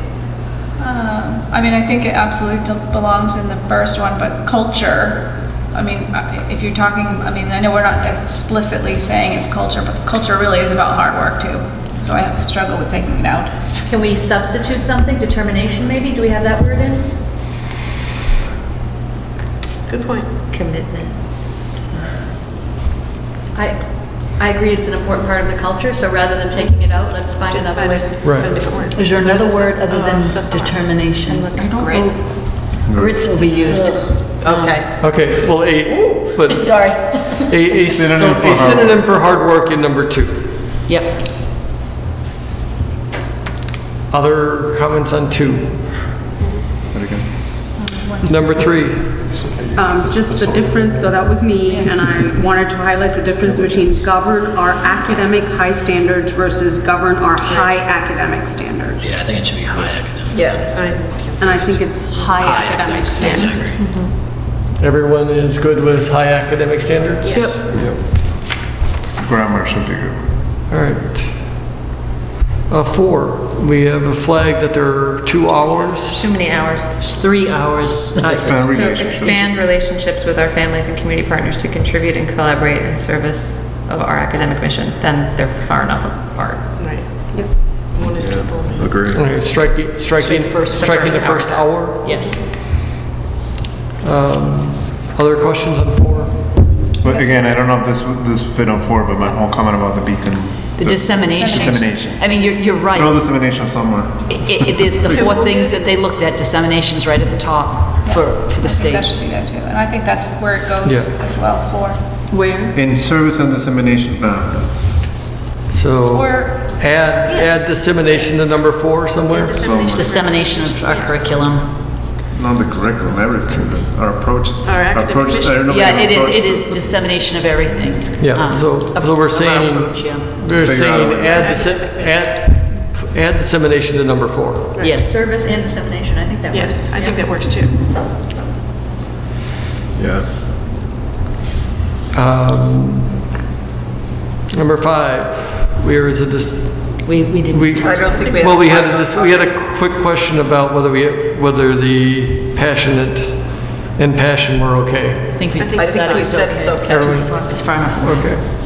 And we had the final flag was on, we've semi-addressed the final flag on dissemination. Yep. By adding it to 4. Yep. So, back to the first one. I have a couple of words for that. I don't know if they work. Thoughts? First, I'm sorry. Sarah? Could you substitute where it says celebrate individuality and say celebrate academic rigor? And then say passion for learning and excellence. With that said. I actually think the rigor fits more in the bottom bullets because it's how we do it. I think the leading sentence is more of the approach, I guess it's the same thing, but the results and what really makes us special. And then, so to me the rigor goes in the bottom. And, you know, when we say a challenging curriculum or whatever they call it, however we end up putting rigor in there. Wait, did you want to straight up say academic performance? Celebrate excellence, individuality, academic performance, and passion for learning. Oh, I like that. Just state what you want to say. Right. You've been asking for it for a while. Exactly. Yeah, I think that's good. Yeah, I like that. Can you say that again? Yeah. This is what happened that Saturday too. Like you came up with amazing things. Like now do it again. We can have Mike rewind. We have a recording down. Celebrate excellence, individuality, academic performance, and passion for learning. There it is. Nicely done. Yeah. And Divisions. Complete. Yeah. And you're putting the And it doesn't multiple come words at at the the end expense of of the anything, but still make sure that we're something we care about. Yeah. Sorry, I didn't catch what you were saying. No, it's the same thing you had said before about putting the words that are like the 2 words at the end instead of in the middle of the list. Passion for learning at the end instead of. Yeah, and I think we're gonna, so if I were to read the flow, as it is, our sentences are pretty long. Our innovative approaches to education and our ability to foster and celebrate excellence, individuality. I think it is still academic performance and passion for learning. I like it. I think That's fine. it reads. I was agreeing. that reads well. All right, well, I think. For hard, well, do we still need a word for hard work? We do. we still need a hard word. Synonyms? Oh, F4. so I think what we're at now, I think we're at a really good point, like to pause and talk about how we're going to get to the final draft. Well, let's get her word for hard work first. Well, I think that's the assignment. I'd like to get a group of 3 people here to take what we've got and do final copy edit on it. Basically do I kind of thought that's to what we find. just did. Yeah. Well, It's just getting but it into it's a good to just take a step back and take all the input that we've provided here tonight and make one final comprehensive pass over it and then come back. I think we are 99% there, but I think it's better to do the polishing outside of this room and come back. Let's make it 100%, RAzzle, please, 5 years, please. I know. But let's do it right. I mean, the other option is that we can get the other option. I'm very welcome to if we just do it right now and get it done. I need to see I feel like it. we're close enough to do that. Are we Yeah. really just worried about one synonym? Yeah. Yes, I think Is we that can do it? this. Yeah. We've gone through each Okay. line and we've all put our Okay. 2 cents worth in and agreed on Yeah, it stuff. just needs to be retyped, distributed, so we can read it. All right, so we Already need. wordsmith, except so- for that word. I feel like all we do is wordsmith. I know, So we need I to just know. get something Yeah, out there. okay. Exactly, let's do it. All right, so there's 4 synonyms according to thesaurus.com that I thought might fit. Conviction, persistence, tenacity, dedication. I had persistence. Oh, I love tenacity. Donkey work. That's a good one. How's donkey work? Synonym. I saw that. That's what I saw too. There's some weird ones on that list. That's what it was like at his thing. Tenacity versus persistence. I kind of like tenacity. I personally like tenacity. I'm okay with persistence, but I like tenacity. Persistence. I'm okay with both, but Yes. tenacity's, I don't know. It's different. Yeah, it's just a better different. word. Jazzes it up a little bit. You don't see that in many school It's a vision step up. statements like that. It's more than diligence, it's like, Makes a I'm gonna statement. do this till I get it All right. All right, tenacity it is. How many Done. tenacities? Sure. Let's go. That's How it. many resistance? Tenacity is like a dog yipping at your heels, you know? Exactly. AMSA kids are like that, we're gonna get you. Yeah. All right, tenacity it is. Doing that in the second bullet? Sarah, question? yes. Because after Yes. Friday. We're hard I workers. have to say one thing though. Okay. That it's an odd statement to make when you say foster trust, respect, pride, tenacity, and a sense of belonging. There's something about it that says, I'm going to be a dog. I'm going to be a caring and inclusive individual. Respect and pride are nouns, tenacity is too though, isn't it? It is, but it's not that. But it It's just doesn't the fit trust, respect, juxtaposition pride. between the It's two. a little intense for that sentence, maybe. That's why So persistence. it's perseverance better? Oh, no, there's That's a why thought. perseverance or There's a persistence thought, is better. Yeah. No, I don't think you could do encourages tenacity. Oh, that's true, yeah, right. Put another word there. Yeah, Right. perseverance or persistence does fit better. Right. I think persistence does fit better there in that case. Yeah. Persistence or perseverance? Persistence. Persist. I don't like rigor. Rigor to me just sounds like you're All right, steadfast. so in your own. we're reverting to, we're stepping back, I shouldn't say, swapping to persistence. It's after pride, comma, persistence, comma, and a sense There of. it is. Yeah. Okay. Smooths it out. Motion to approve the vision as. I have no idea how we ended up. But We'll get it yes, on. I think what we'll do is we will, if it's big a building. Samini, if you can work with Sarah I to, have the computer here, I have the document ready to go. Okay. Oh, she's good. Let's do it. Do it. Wow. Done. Yeah. Project it up there, let's go. Whatever you want. Windows P, it should be wireless up there, right? Do you Yeah, want me to let's do it right now. Want me to step away? I can step away and go and If finish. it's something, we can just type it up. Right. Yeah. And then. Yeah. Yep. Okay, perfect. Because when we are typing, I don't want people. Yeah, to- let's not wait. Yeah, let's just move on. We'll keep working, you guys work. All right, so you do your thing. Thank you. Get to the final, thank you. Thank you for being very persistent in our, and having a lot of tenacity. Tenacity about her. You know what I mean? Yes. That's the board's new All safe right. word. Exactly. Ben, You wanna get- all right, I'd like you to. break it up for a little bit, for a few minutes, and then we'll, I gotta just bring up the others. Alright, we're out. That's minutes, that's on the agenda. There it is.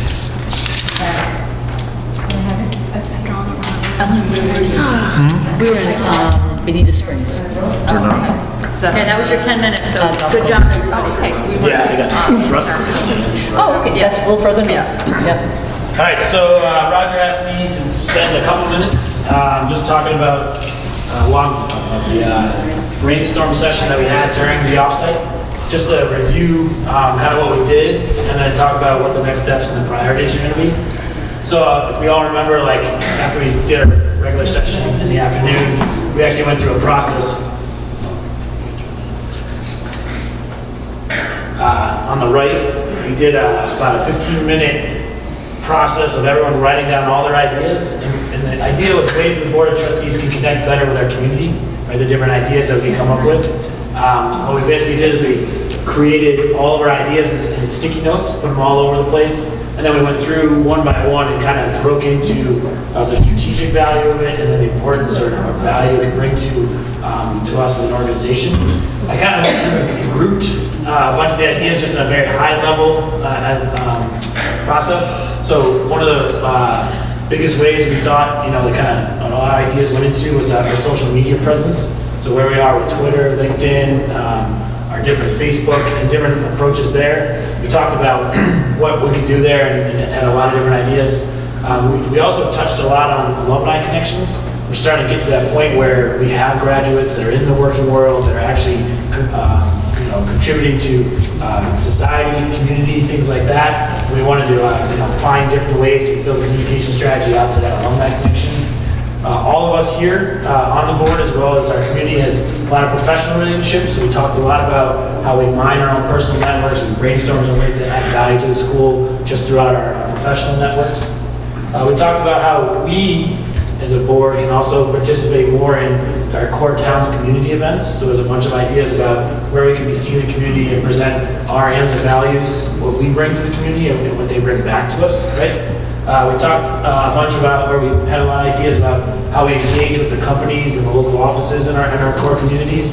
What are the best ways to actually make connections, through the efforts of our RAzzle, but even to our own connections and our relationships. That would become important for us to get our ideas out there. Through Maura Webster as our parent representative, we wanted to also establish a tighter relationship with the PTO, align our priorities and our efforts to make sure that we're not doing redundant work and we're all working efficiently together. And then the last one was to create the opportunities to interact with the parents a little bit more, right? So we had talked about some ways to drive activities through the code committee, but also how do we tap into our parents for what jobs they work at, where their companies can actually help us out. And there's a whole bunch of ideas just about how to, make a board of trustees relationship with the parents to help us drive more of our mission, our core values there as well. So I'm not going through all of our ideas, but what I had done with the board was just kind of group them together into these categories. What's going to happen next is actually the development committee will kind of take over these things to prioritize them and come back with more of an action item list, right, to see how we can actually start to complete some of these things and reach out to the different members to see where we can assign some action items. And as you can see, we won't be able to do all of those things, right? So the priorities will be, one, how can we as a board of trustees actually execute on these activities and these priorities? And number two, like I mentioned here, was how do we actually potentially even employ this subcommittee to the development committee to help us with some of those activities as well. So we can have that force multiplier and start to get more of this out. I think the more, we are part of the community is part of us, it's a better relationship, and you're always better as one than divided, right? So I just want to take a couple minutes just to recap what we did. Next steps will be, we'll really break down these in our development committee, prioritize them, and then we'll come back and ask for some action items to people to help us out doing that, and then find ways to do different things. Now, a lot of these ideas are short, some are mid, and some are long-term. Some require development to get to the end result, so there will be steps that may not show results for a little bit of time. There's some that we can do immediately to capitalize and, just who we are, what we work for, who we know, those kind of things. And some of the ideas we're actually going to institute even, I talk about development committee too, in relation to other activities that are happening here at the school, right? So when the science night happens, we have an opportunity to interact with the actual companies and corporations that we do prior to that science event. That's an example of something we could do on the near term to continue to introduce ourselves and become a tighter unit amongst ourselves, but then a good connection to the community. Any questions? Okay, all right. Thanks, Ben. One more piece of chair business. We was working with Ellen to set up times for the board members to meet with the teachers. And we're on track. We identified 2 meetings where at the end of the staff meeting, the board can meet with the teachers. Right, so the first one is this coming Tuesday, March 3rd. Is this in the context of negotiations? This is the round table. This is just the round table. It's just a, Totally orthogonal. Yeah. We do. Orthogonal. As the math teacher. Totally independent from the... Unrelated. Unrelated to the teacher negotiation. Yes. Okay, so we do have an agenda for that meeting. In fact, Sarah has to do some MCAS training, and there's some other things going on. In fact, I'll be presenting the vision statement that Padmaja and Samini are working on right now. So there are some agenda items there, but then we'll turn the time over to you. And folks leave at, is it 4 o'clock? So What time does this March 3rd start? 3:15 until 4. And what we can do is, folks that would like to leave at 4, may leave at 4. If there's people who would like to stay longer and continue the conversation, and we'll make that announcement also, because contractually, we can't ask them to stay longer. Right, so what this is a chance for the teachers to meet with the board, see who we are, ask questions. In particularly, this has mostly been a listening meeting where the teachers have shared their feedback with the board, but the board it's not a back and forth. It's mostly for the board to be in listening mode. And traditionally, I don't know, we've been long enough to use the word traditionally, but as a faculty rep, I would probably avoid it in the idea that if there are people who have concerns that they wish the board heard, but aren't comfortable going through me, but for whatever reason, that is a way for them to sort of bypass and have it direct. So I'll stay away from that. And we do too, as the department chairs. Yeah, as a matter of fact, I think last year we had to remind the department chairs to leave. I think one of the teachers had reminded. Yeah, Right. threw a flag on the play. So you're saying you'll work on scheduling, or is that already scheduled? So it's scheduled, we've scheduled it for March 3rd. It's starting, the meeting itself starts at 3:15. 3:15. But the board wouldn't need to be there You wouldn't have to be there till about 3:30-ish. It's here?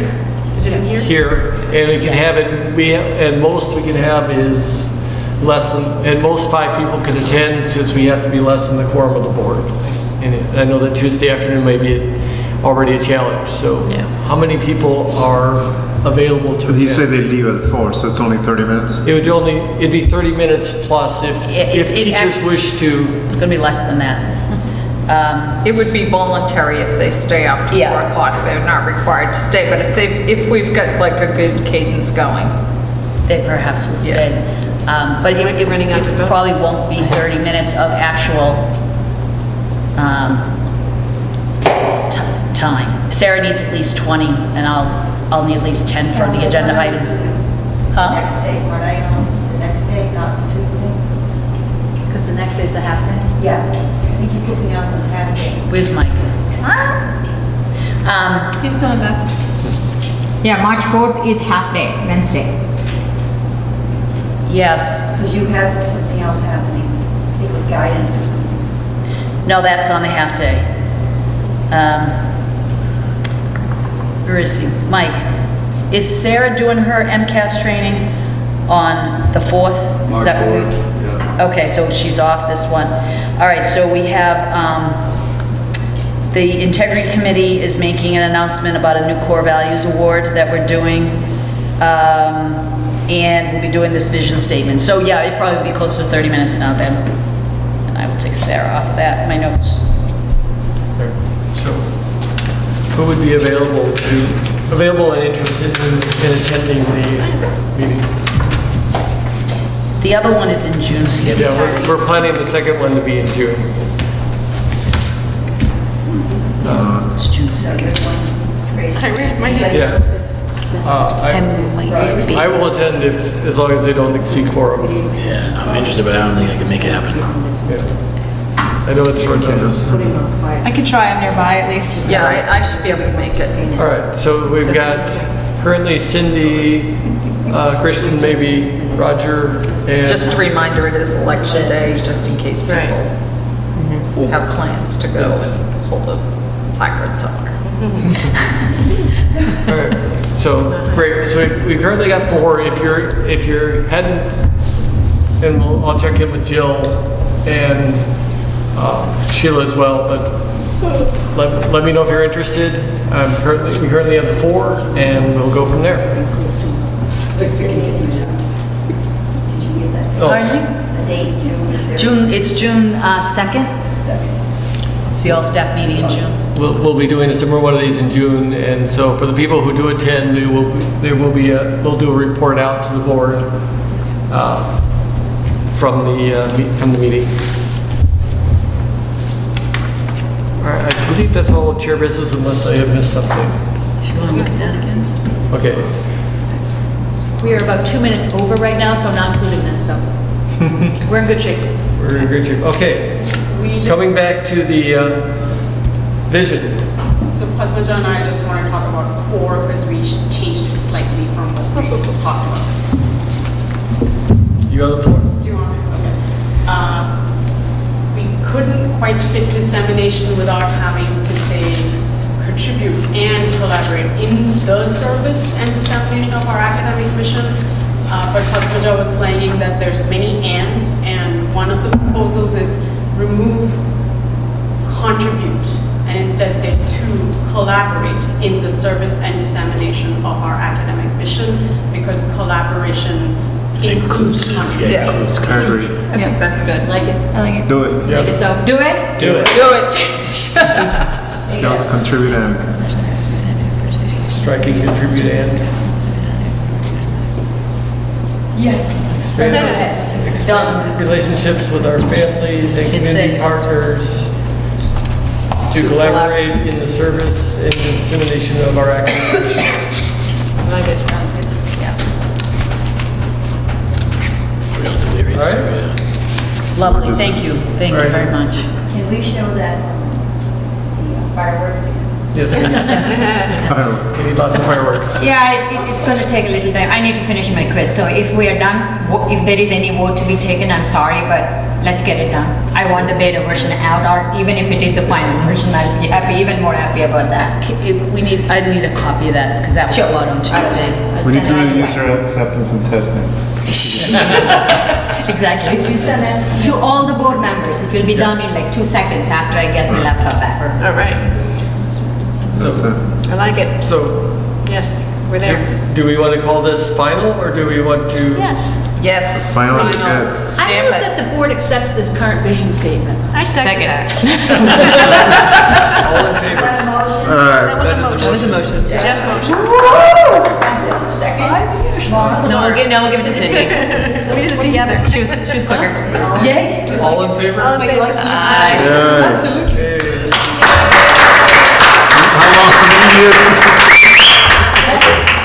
Thank you, Bob. Thank you, Samini. Thank you, everybody, for the Persistence. and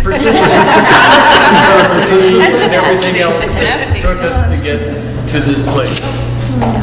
Thank you very much, everybody. With that, should take it. All right.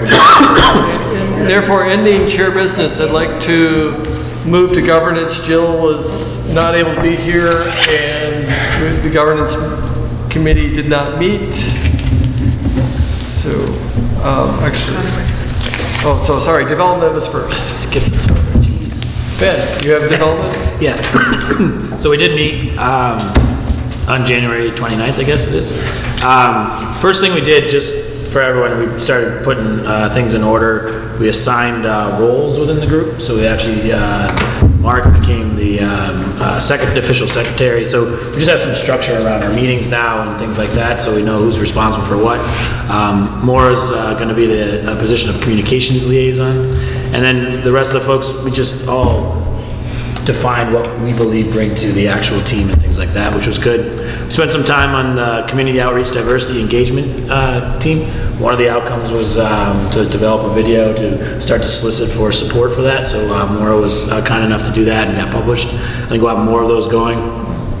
We talked about how many members we want to be on there, how we want to create representation across all parts of our community, not just people that raise their hand. We want to make sure we kind of figure out that we're covering all the different areas and have inputs from the broadest amount of people.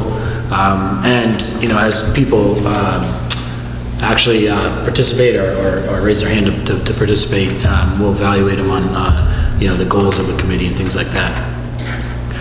We started talking about the Giving campaign and what things we can do around there.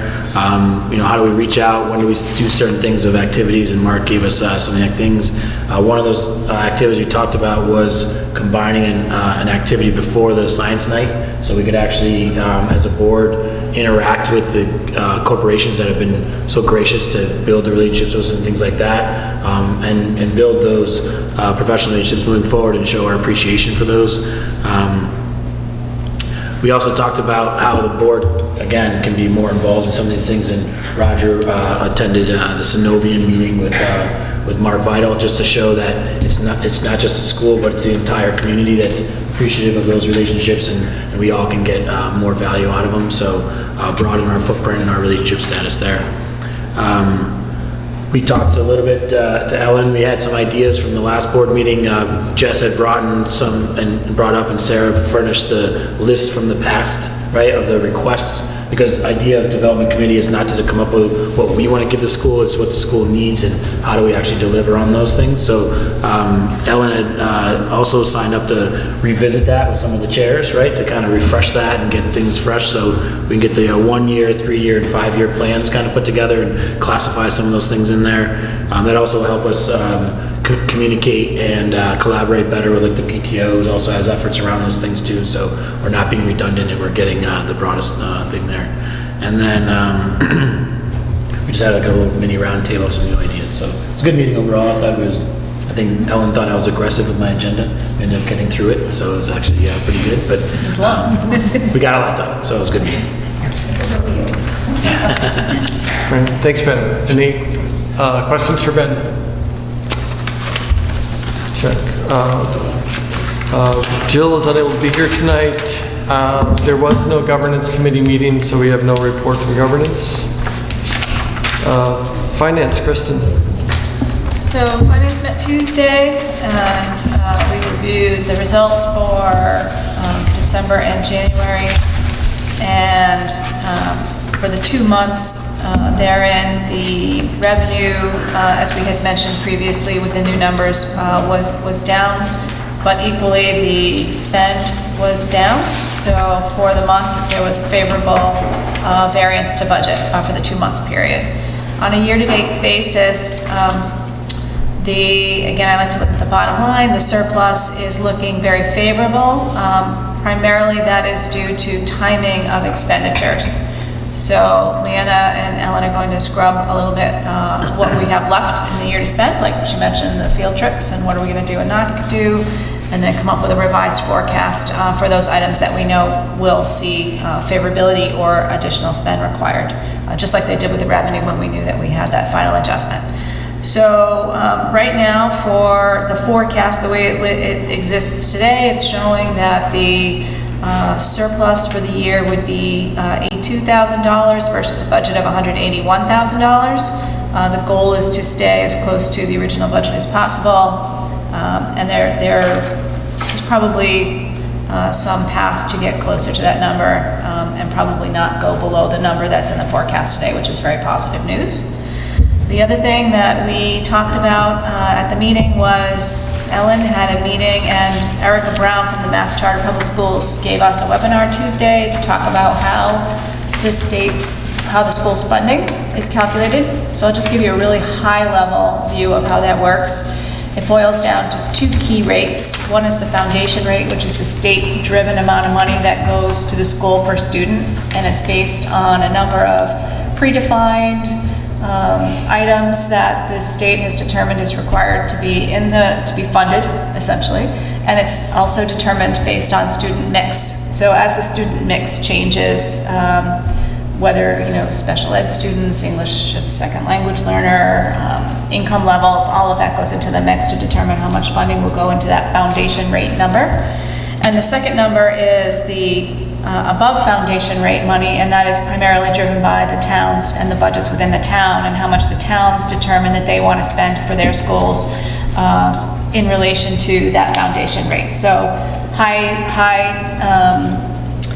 education supporting towns like Cambridge spend a significant amount of money in that rate, and other towns that they just go with whatever the state says they have to do and they don't do a penny more. And so that's that secondary rate. So there's some timing issues associated with when it comes out, but those are the 2 key areas that we discussed.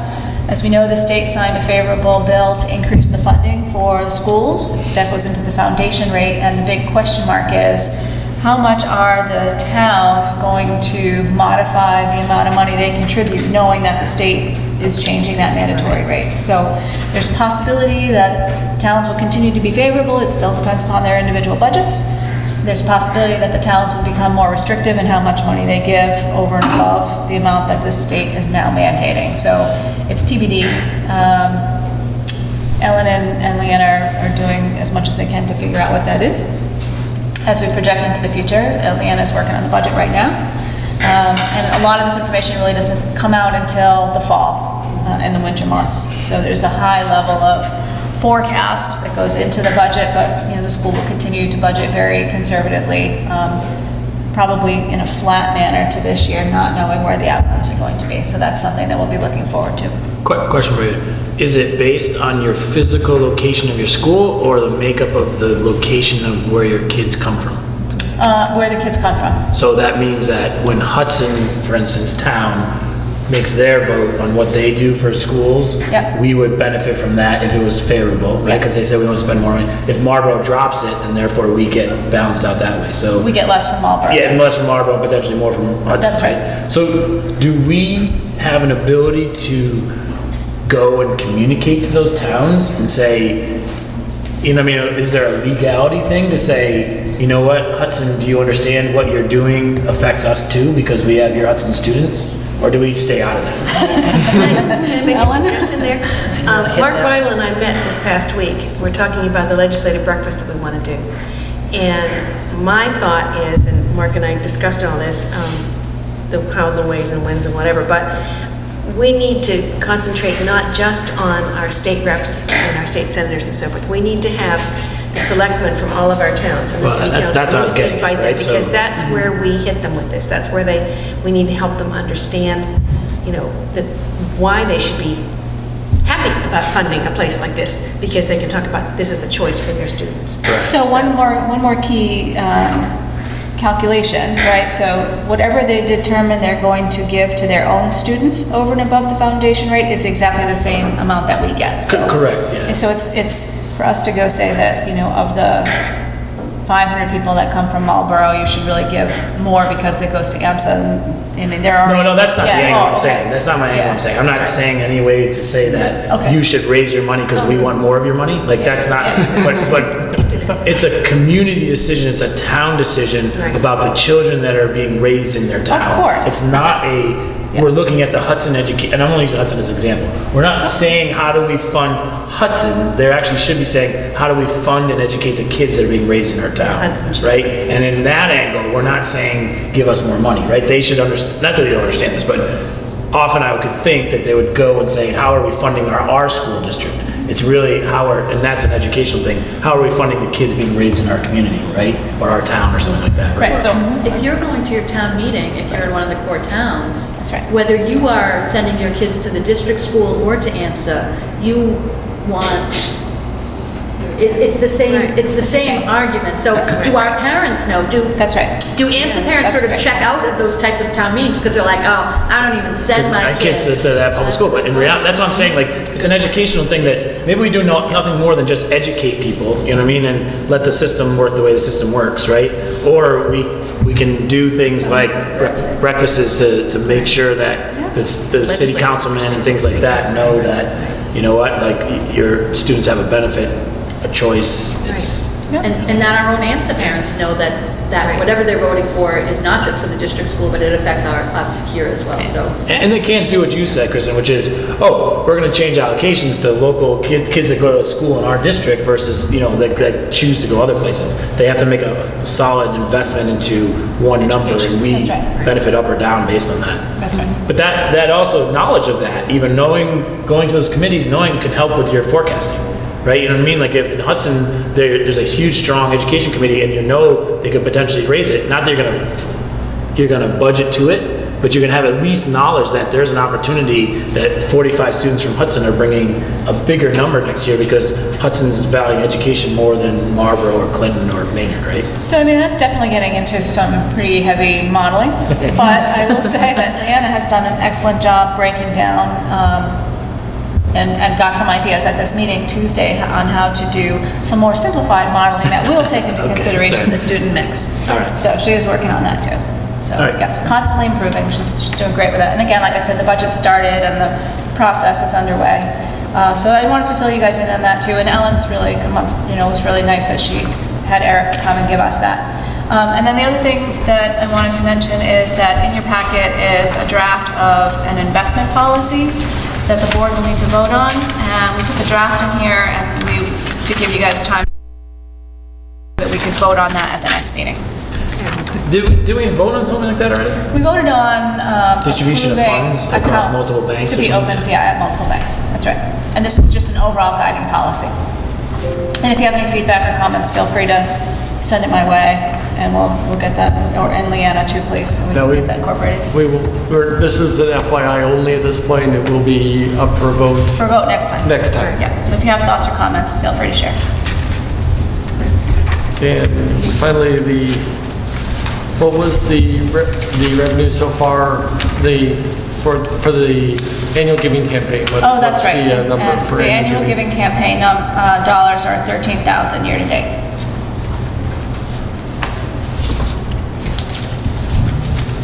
Our little thermometers rising. Yes. You get the thermometer going.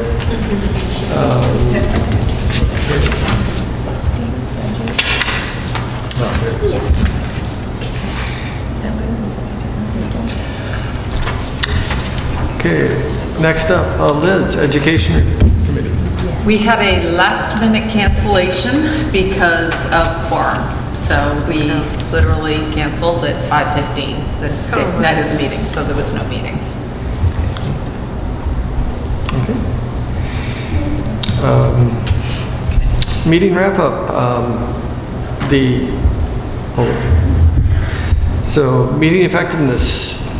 Thoughts or comments on the meeting? We agreed on a vision statement. We were effective. Yes, we were very. I thought that was a great choice to finish it instead of leaving us an extra. Persevere or to be tenacious. Yes. We are 11 minutes ahead of time. That's the best timekeeper. Yes. Yes. We have the best timekeeper. Hey. Oh, we have we'll have to have a That's fine. Okay, with that. Best just gonna make tonight. Best time. Just the official timekeeper, because she's so good at it. Best one tonight. The best No, one that's tonight. fine. She can keep it. Yeah. All right. One thing I'd like to throw out for discussion as part of meeting effectiveness, maybe just either to think about it now. One of the things I've seen in some meetings is to have a person dedicated with one of the board members in the meeting to be the professional skeptic. So, What? a professional skeptic. To be a person who would ask a critical question when someone presents, just to start a discussion. Somebody to be the skeptic in the room. The devil's advocate. Yeah, also the devil's advocate. I think there's probably a more positive version of that. Yeah, Yes. that's why I was I looking for. That's why I was picking skeptic. But And why do you think that's a good idea? so the idea behind it is to Make the meeting longer.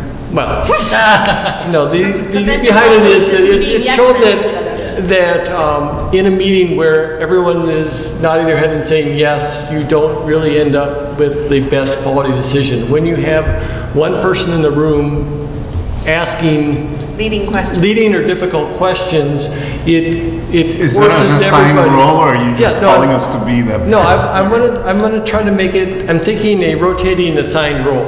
Just like we have a timekeeper, we have one person whose job it will be to ask a difficult question of each presenter, just to break the ice, to help. Of every presenter? Well, as appropriate. It's not a requirement, but.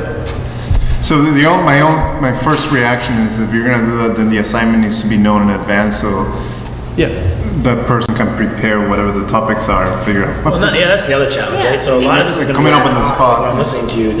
I get what you're saying, and I think in the essence of it, I think it's very good. I think it's actually a challenge for all of us to be that person. You know what I mean? Like, don't just be a yes man here or yes woman, right? You should actually say we should all be that. I mean, critic or that's. Be discerning. Yeah, exactly. Be interested and engaged, right? And maybe if you. I feel like I'm skeptical enough, and I don't feel like, well, I don't feel like we need to go through the trouble of putting in additional antagonism just for the sake of doing it. And I don't want to. I'm actually professionally skeptical of your idea of a professional. I also think we demonstrated tonight too that we could have all just been like, "Yep, and move it on, you know what I mean? And I think, Instead, we had a 30-minute conversation. well, we did. But we're still being And I also don't want to be told to be a skeptic or to ask hard questions, because then I'm gonna literally Focus on only that. only asking negative questions, about right? I'm not that gonna and focus on the validity of something. I'd rather just have it happen organically and know that we're all acting in the best Is your interest. sense, Roger, that this is a problem, that you don't have enough people being critical? No, I think I'm trying to sort of head off, I'm trying to create a environment where we are actively engaged in thinking, and if, it is a 3-hour meeting, it is late at night, it can be, So we want to lengthen it by making us question everything. Well, whether we not want to. so- I'm missing the point here. So maybe an alternate way of looking at this is we always have a lot of, the topics tend to be, and the way the meeting is set up is that we have informational output, like we're saying, I'm giving the finance report. And we had a little discussion, people asked questions, right? That was good, but maybe it was a little bit more thought-provoking. But maybe we need to have, and we've talked about this before, like a topic of discussion specific for discussion, like we did with the vision statement. It was specific, it required discussion. Everything else is much more, I'm gonna give you my report. It's really not something people can add to. You can ask We discuss questions Ellen, as you we have want, questions for but Ellen, but it's- maybe we need to have a monthly topic of discussion. That makes more sense. Yeah. How's that for being? I like that. I like it. I like that, because I think that's, The only way I was just like, so. I mean, I don't want to. But I hear your general challenge to not just Right. things along. And yet, I also feel like you're a very passionate, committed board, and we have a lot of people here with a lot of personality. I don't think we have people who are going to sit back and not say something when they see something that they're concerned about or ask a good question. So, I mean, I think the participation level in the board is impressive, really, and the way that you approach every single meeting that I've been in with you, whether it's finance or development or whatever it is. I mean, I'm so very impressed with the level of engagement and how much people really care about our school. It's an amazing thing, honestly. Thank you. Yeah, I don't really leave these meetings thinking, oh, I wish people were engaged more or asking, or that I wish people were. Yeah, we're not- We want to build consensus, but we don't want to do it at the expense of not hearing all the voices. I don't. Right. Yeah, I don't. okay. Yeah, I think it's a great discussion. I heard everybody, and I'll also compliment everybody. I thought that we had a really good, focused discussion about the vision statement. Everyone was heard, and we reached a great consensus that was better than what any individual person could have done. Absolutely. So, keep it up. Agenda items for the March meeting that are so the investment policy. And that's a vote, right? Yeah. That'll be a vote. That'll be a vote. No, I We keep have the repeating report. these every time we ask this, but that's on top of whatever. Right, this So is- I'm this I'm is the- very afraid of missing the one meeting where we need to start getting together as a survey task force because it's coming up. So I'll check when that is. Yeah, so this is above and beyond the, our plant meeting. They'll also have a report out from the people who visited with the teachers. Report out from the teachers, from the teachers roundtable. Anything else that's? Need a topic of discussion. Could be Feedback from the roundtable results. That could be good.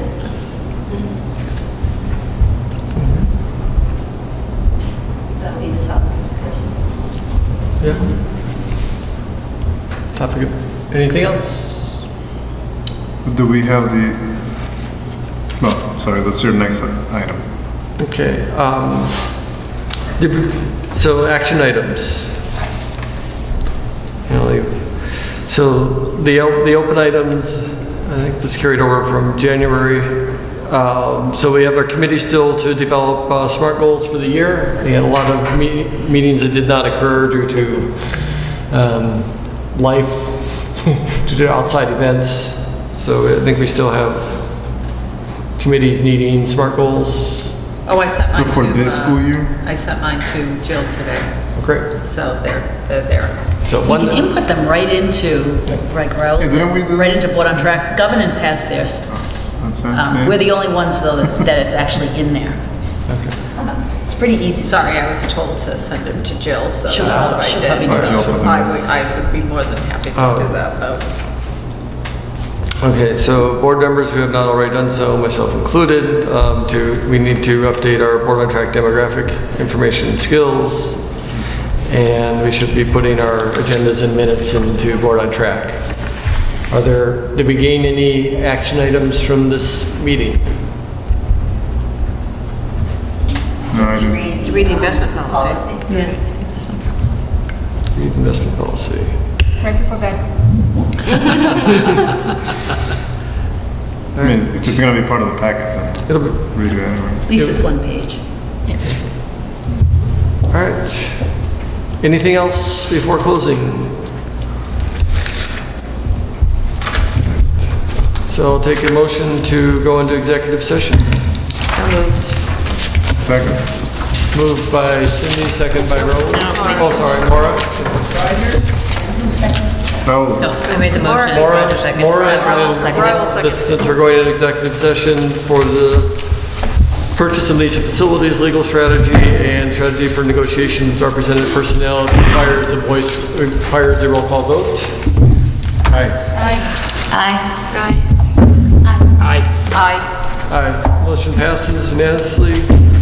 Going to adjourn at 8:50. We'll take a 5-minute break, and executive session will start at 8:55.